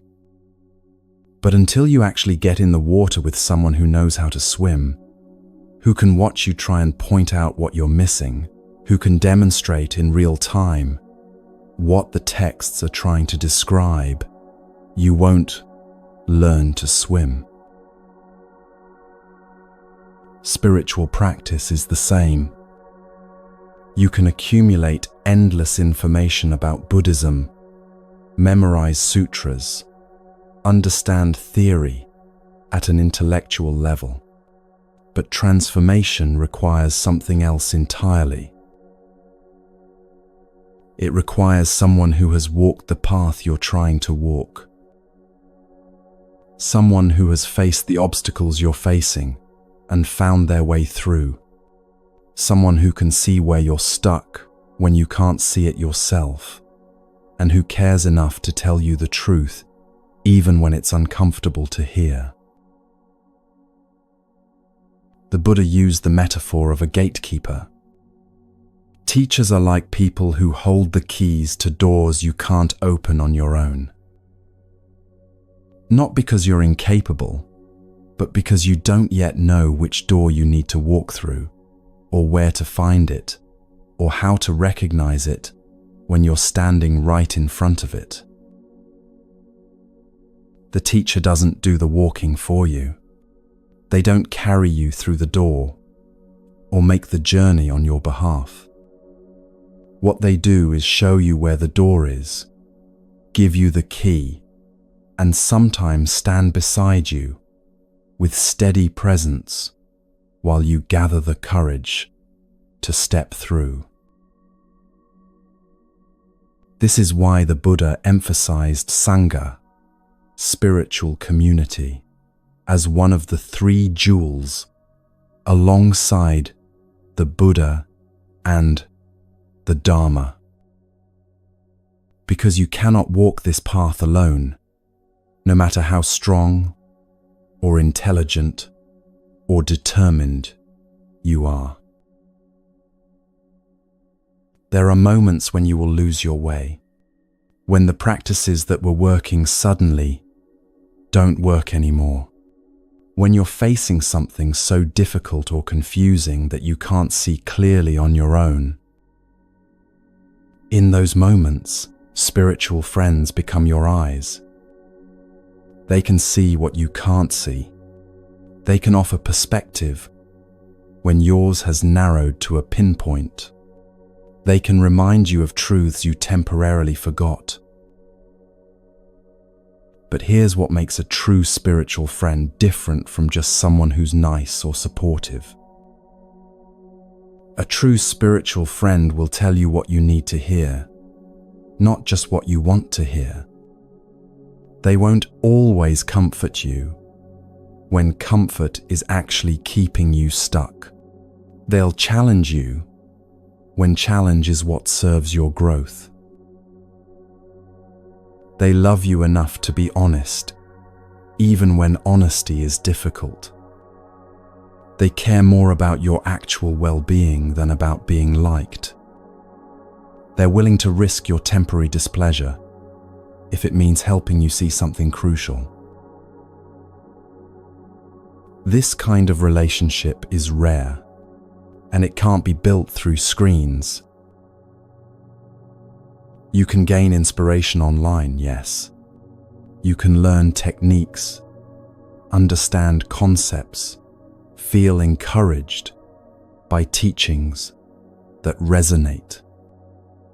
These things have value, but they're not the same as sitting across from someone who knows you, who has watched you struggle and grow, who can see the patterns you keep repeating because they're looking at you, not at a general audience. The Buddha taught his students face to face. He walked with them, ate with them, observed them in daily life. He could see when someone was ready for a particular teaching and when they needed to mature more first. He could adjust his guidance based on the specific person in front of him, their temperament, their obstacles, their readiness. This is what real transmission looks like. Not just information passing from one mind to another, but a living relationship where wisdom is demonstrated, embodied, shared through presence, as much as through words. Now, you might be thinking, this sounds beautiful, but how do you actually find these spiritual friends? How do you recognize a genuine teacher when you meet one? The Buddha gave clear guidance on this. Don't look for someone who's perfect or who claims to have all the answers. Look for someone who embodies the qualities you're trying to cultivate. Do they have genuine peace, or are they just performing peace while their lives are chaotic? Do they practice what they teach, or just teach what sounds good? Are they honest about their own struggles and limitations, or do they pretend to be beyond human difficulty? Watch how they treat people who can't offer them anything in return. Notice whether they're kind in private moments, not just when there's an audience. See if they take responsibility for their mistakes, or deflect and blame. A genuine teacher will point you toward your own wisdom, not make you dependent on theirs. They'll encourage your questions, not demand blind acceptance. They'll be transparent about what they know and what they don't know. And perhaps most importantly, they'll have walked through darkness themselves. Someone who has never struggled can't really guide you through struggle. Someone who has never doubted can't help you navigate doubt. Someone who has never felt lost can't show you the way home when you've lost your bearings. The best teachers are the ones who have been where you are, who remember what it felt like, who can say, with complete honesty, yes, I know this territory. I've been lost here too, and I found my way through, so I can help you find yours. But spiritual friendship isn't only about finding teachers who are further along the path. It's also about walking alongside peers who are navigating similar terrain.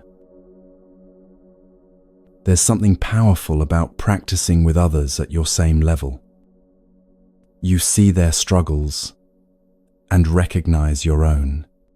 You witness their breakthroughs and feel inspired that change is possible. You support each other through the difficult stretches when motivation wanes and doubt creeps in. The Buddha created Sangha, spiritual community, because he understood that we uplift each other simply by showing up consistently and practicing together. Your commitment strengthens others' commitment. Their presence reminds you to keep going when you want to quit. This is why monasteries and practice centers exist. Not because you have to join them, but because they understand something essential. Having a dedicated place where people gather to practice creates a field of energy that supports everyone who enters it.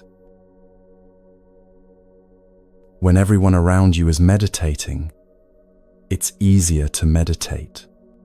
When everyone is maintaining silence, it's easier to be silent.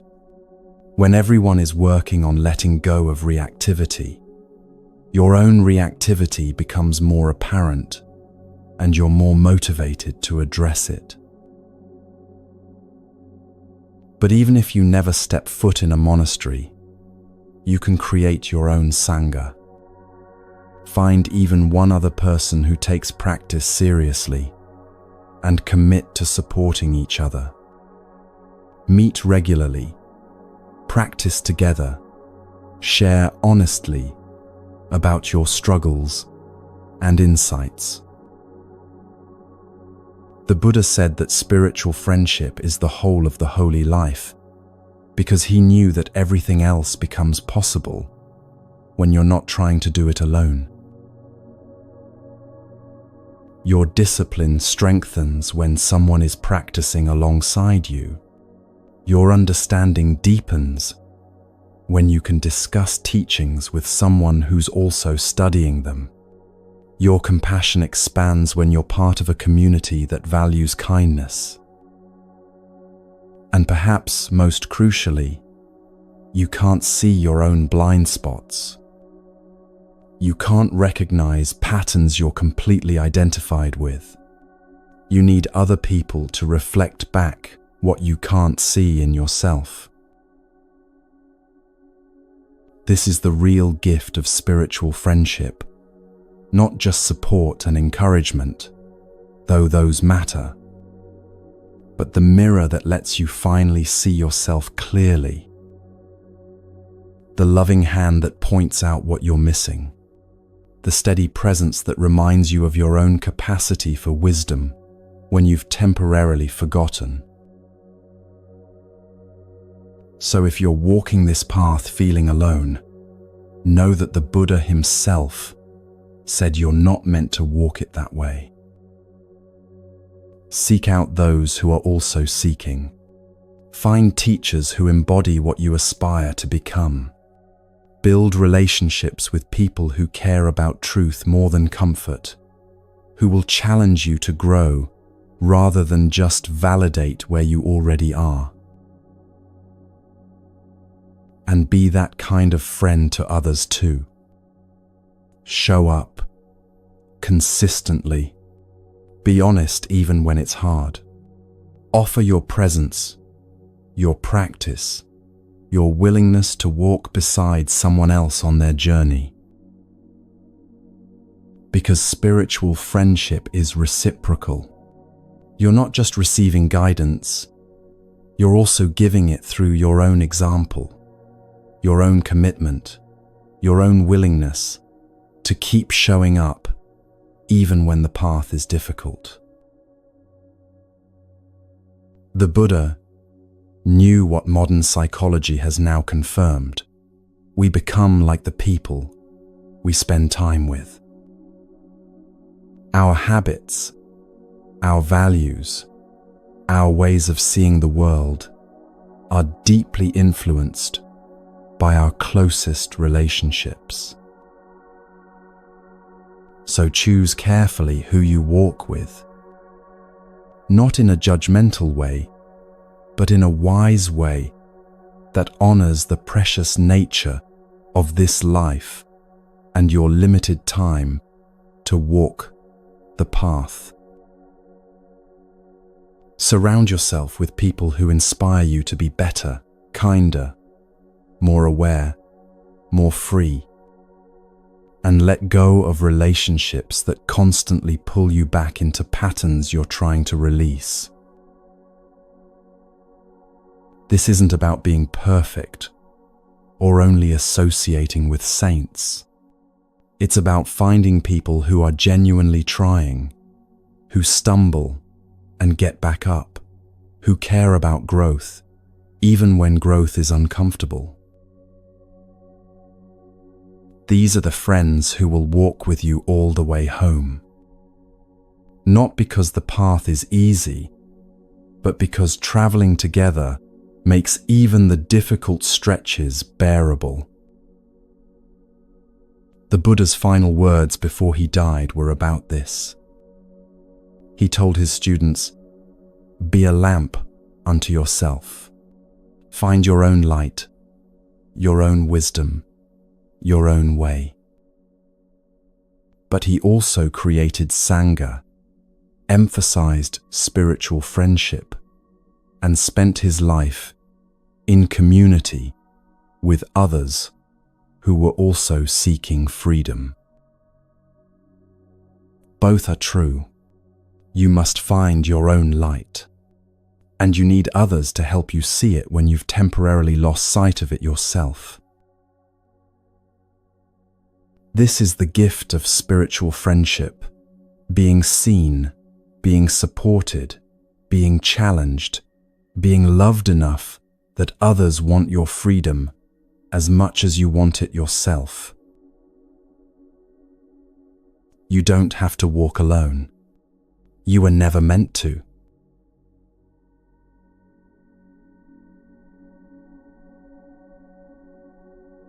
There's a teaching in Buddhism that asks something almost impossible of us. To develop compassion not just for people we love, not just for those who are suffering innocently, but for everyone, including those who cause harm. This is where many people want to turn away from the Dharma, because it's one thing to feel compassion for a hungry child or a sick friend. It's another thing entirely to feel compassion for someone who has caused real damage in the world, who has hurt people deliberately, who shows no remorse for their actions. But the Buddha wasn't asking us to do this because it makes us better people or earns us spiritual points. He was teaching about what actually breaks cycles of suffering. Here's what the Buddha saw clearly. All harmful behavior comes from suffering. A person who is genuinely at peace, who feels complete, who has resolved their own inner turmoil, that person doesn't lash out at others. They don't manipulate, betray, abuse, or intentionally cause pain. Those behaviors arise from inner wounds that haven't healed, from pain that hasn't been processed, from needs that haven't been met in healthy ways. When someone causes harm, they're acting from their own incompleteness, their own confusion, their own unresolved suffering. They may not recognize it as suffering. They might call it anger, or entitlement, or justified revenge. But beneath whatever label they use, there's pain driving the harmful action. Understanding this doesn't make their actions acceptable. It doesn't mean there shouldn't be consequences or boundaries. It doesn't mean you have to maintain relationship with someone who's harmful. but it changes how you hold the harm in your own heart. Instead of the story, "They hurt me because I deserved it," or "They hurt me because they're evil," you can hold the truth. They hurt me because they were hurting, and hurt people hurt people. This shift is profound, because suddenly their action isn't about your worth anymore. It's about their capacity in that moment, which was limited by their own suffering. The Buddha taught that when we really understand suffering, not just intellectually, but in our bones, compassion arises naturally. You see someone causing harm, and instead of only seeing the harm, you also see the suffering that must exist within them to produce that behavior. You see that they're trapped in patterns they may not even recognize, repeating cycles they don't know how to break. And in that seeing, something softens. Not softness that says the behavior is okay, but softness that recognizes shared humanity. You've suffered too. You know what it's like to be in pain. You know what it's like to act from that pain in ways you later regret. Maybe your harmful actions were smaller in scale, but the mechanism is the same. Suffering that hasn't been transformed gets passed on to others. This is why the Buddha emphasized compassion so strongly. Not as a nice feeling to cultivate when it's convenient, but as the actual path to freedom. Because here's what compassion does. It breaks the chain of reactivity. When someone harms you and you respond with hatred, you've just created more suffering in the world. That hatred doesn't stay contained within you. It leaks out in how you treat others, in the energy you bring to every interaction, in the bitterness that colors your view of life. But when you can meet harm with compassion, feeling the pain fully, while also understanding its source, you've stopped the spread. You've absorbed the harm without passing it on. You've transformed suffering rather than multiplying it. This is what the Buddha meant when he taught that hatred never ceases by hatred. Only love heals hate.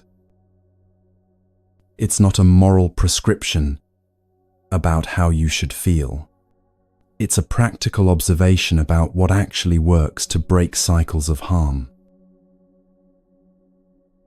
Now, let's be clear about what compassion for harmful people actually looks like in practice. It doesn't mean you trust them again if they haven't demonstrated change. It doesn't mean you stay in relationship with someone who continues to cause harm. It doesn't mean you don't set firm boundaries or advocate for consequences. Compassion can coexist with boundaries. You can wish for someone's healing while also protecting yourself and others from their current behavior. You can say, "I see that you're suffering, and I also see that you're causing harm from that suffering, and I need to create distance until you do the work to address what's driving your harmful actions."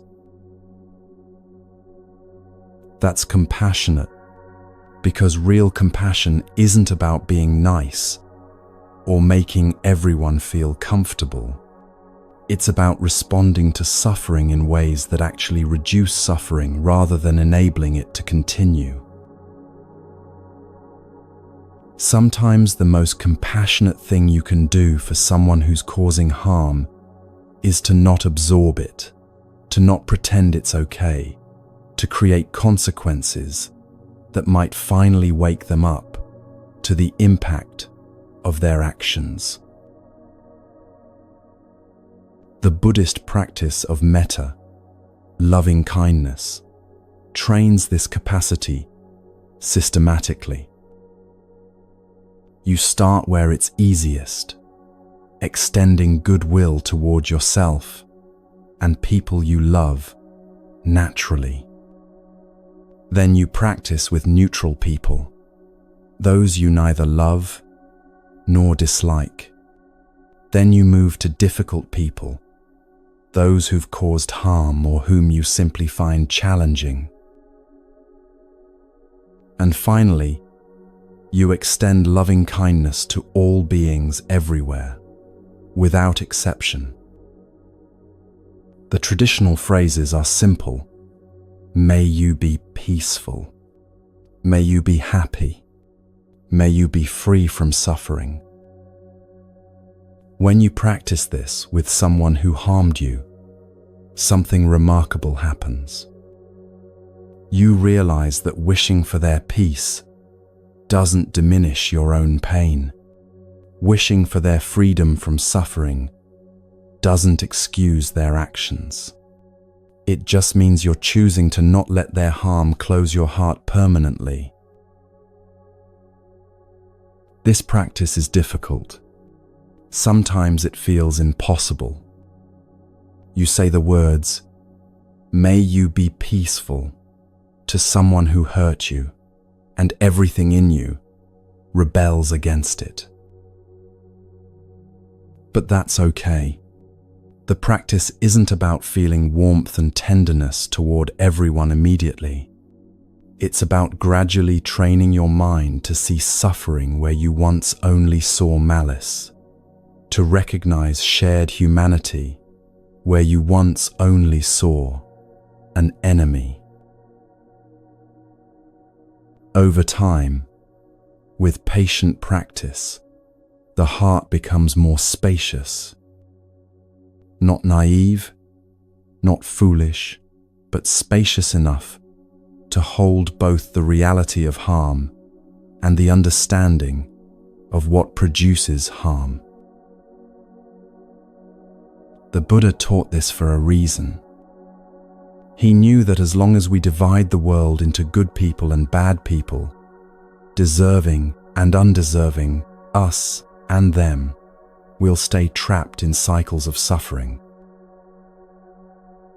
But when we can see that everyone, absolutely everyone, is doing the best they can with their current level of understanding and capacity, something shifts.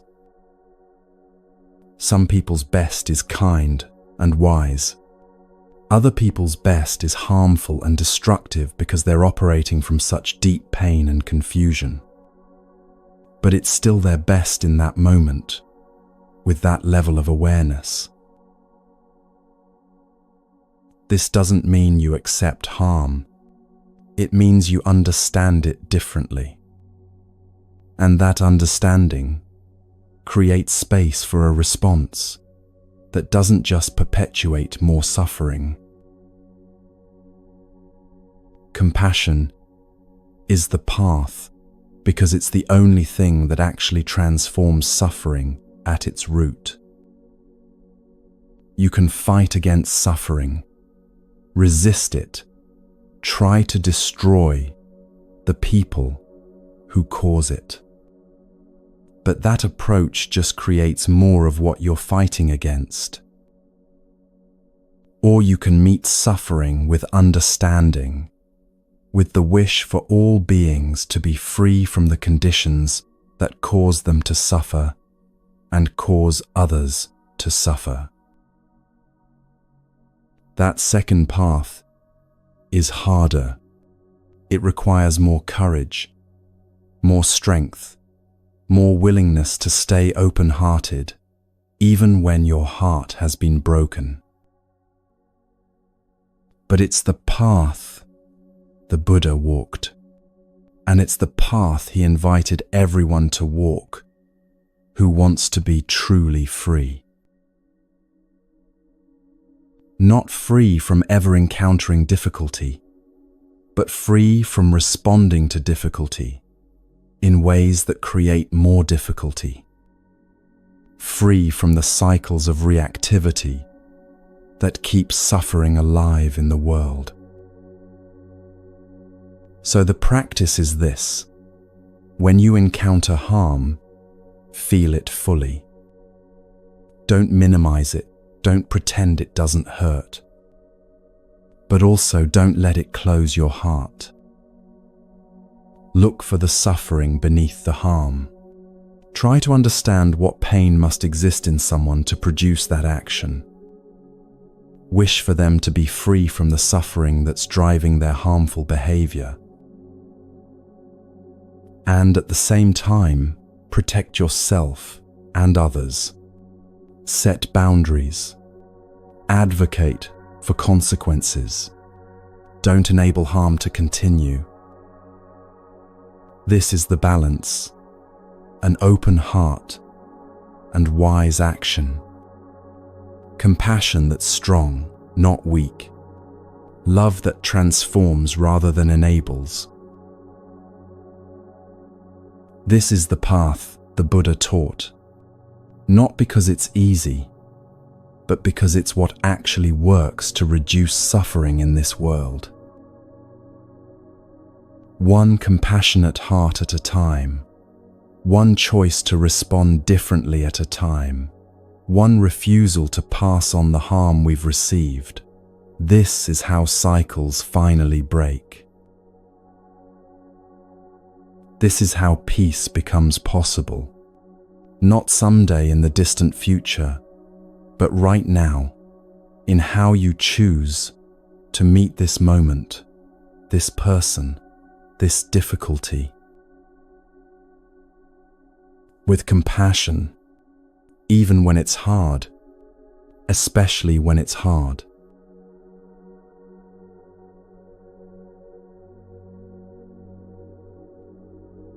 Before the Buddha became the Buddha, he tried everything. He was born into privilege, surrounded by luxury and comfort, sheltered from anything difficult or unpleasant. But that life felt empty, so he left it all behind to become a wandering ascetic. For 6 years, he practiced extreme self-denial. He ate so little that his body became skeletal, his spine visible through his stomach. He practiced meditation techniques so intense that other monks looked to him as the most dedicated seeker among them. He pushed himself to the very edge of what a human body can endure. And he discovered something crucial. Extreme austerity doesn't lead to liberation any more than extreme indulgence does. Both extremes were just different forms of violence against his own nature. So he made a radical decision. He started eating properly again, taking care of his body, releasing the harsh grip he'd had on himself.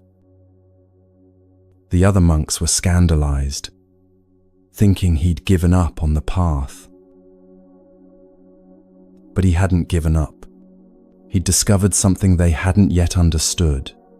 The path to freedom lies between the extremes. This became one of the Buddha's most essential teachings, the middle way. Not a lukewarm path, not a compromise that lacks commitment, but a sustainable approach that honors both the aspiration for freedom and the reality of being human. The Buddha used the metaphor of tuning a stringed instrument. If you tighten the string too much, it breaks. If you leave it too loose, it produces no music. The art is finding that perfect tension where sound becomes possible.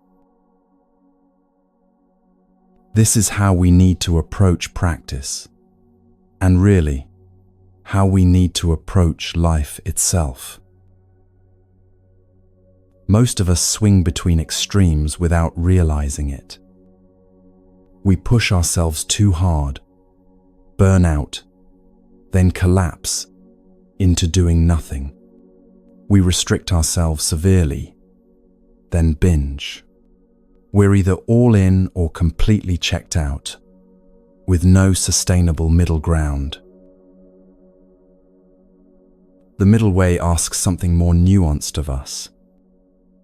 It asks us to find the path we can actually walk for the long journey, not just the dramatic gesture we can maintain for a few days or weeks.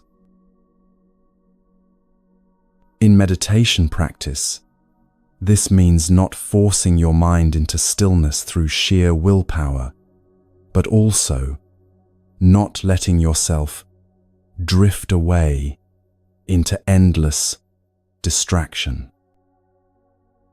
You apply gentle, consistent effort, bringing attention back when it wanders, but without harsh judgment when it does.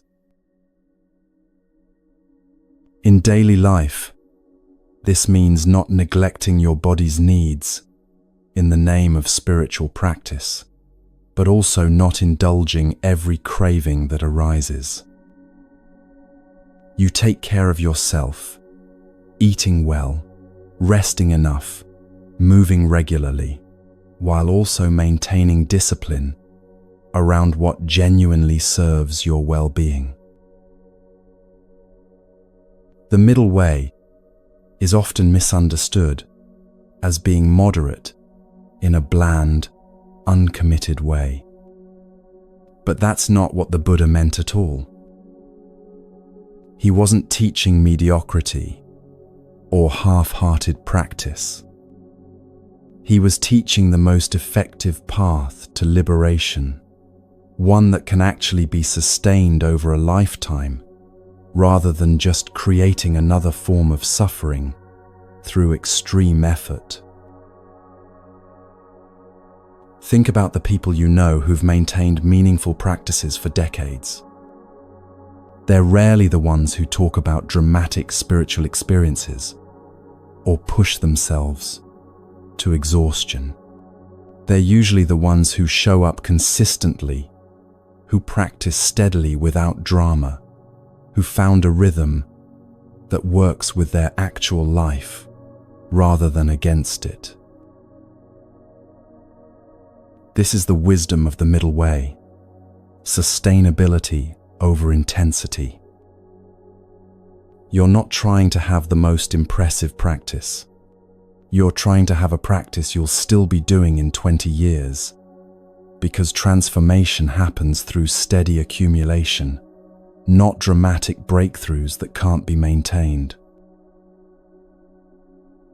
The middle way also applies to how you meet difficulty.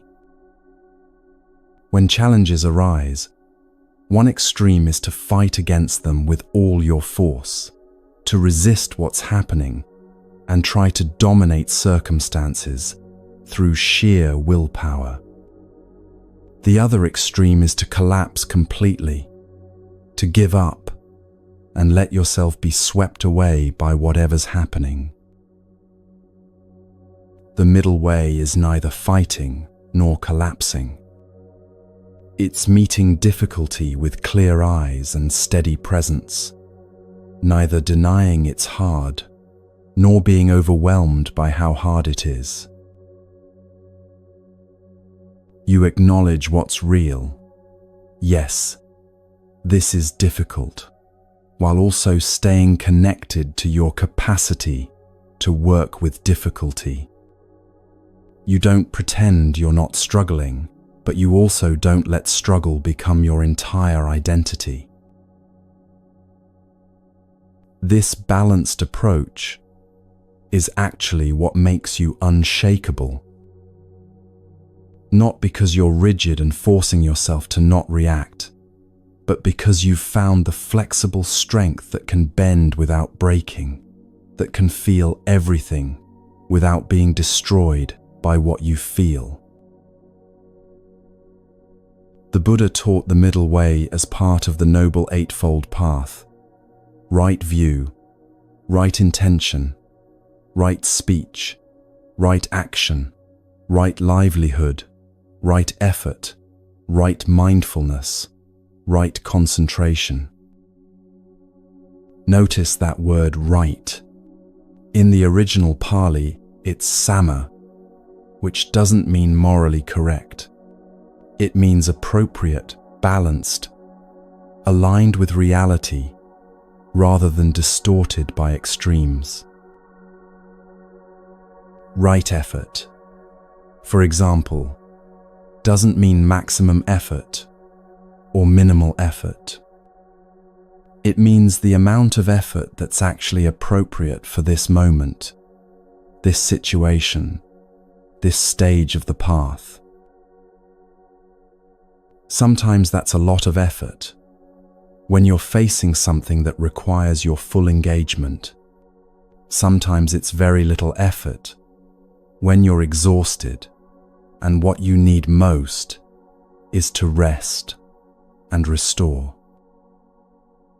The wisdom is knowing which is needed when, and having the flexibility to adjust, rather than rigidly applying the same approach to every situation. In finding your own middle way, you have to be honest about your tendencies. Do you naturally push too hard, driving yourself past reasonable limits? Then your middle way practice is learning to ease up, to recognize when enough is enough, to value rest as much as effort. Or do you naturally avoid difficulty, giving up at the first sign of challenge? Then your middle way practice is learning to stay a little longer with what's hard, to discover that you have more capacity than you thought. The middle way is personal. What's balanced for one person might be an extreme for another. You have to find your own sustainable path based on your actual life, your actual capacities, your actual circumstances. But here's what's universal. Extremes don't work for anyone in the long run. Whether you're pushing too hard or not pushing enough, whether you're too tight or too loose, whether you're fighting or fleeing, any extreme position eventually creates suffering. The middle way is the path that reduces suffering because it's aligned with how things actually are, rather than how we think they should be. It honors that you're human, limited, imperfect, works in progress. It creates space for both aspiration and self-compassion, both discipline and kindness, both effort and ease. This is how you become truly unshakable, not through forcing yourself into an impossible ideal, but through finding the balanced approach you can actually maintain when life gets messy, which it always does. The string tuned to just the right tension, not too tight, not too loose, just right for making music. That's the invitation of the middle way. Find your sustainable path. Walk it steadily. Adjust as needed when you notice you've drifted into an extreme. And trust that this balanced approach, practiced consistently over time, will take you further than any dramatic gesture ever could. Because the middle way isn't about arriving at some perfect state. It's about learning to walk through life with grace and steadiness, meeting each moment with appropriate response, rather than reactive extremes. This is the path the Buddha discovered under the Bodhi tree. Not through harsh striving, not through giving up, but through finding the balance that allowed true seeing to finally emerge. The same balance is available to you, right here, right now, in how you meet this moment and the next. Not perfectly, just appropriately, just with the wisdom to know when to push and when to ease, when to hold on and when to let go, when to act and when to rest. This is the middle way. This is the path home.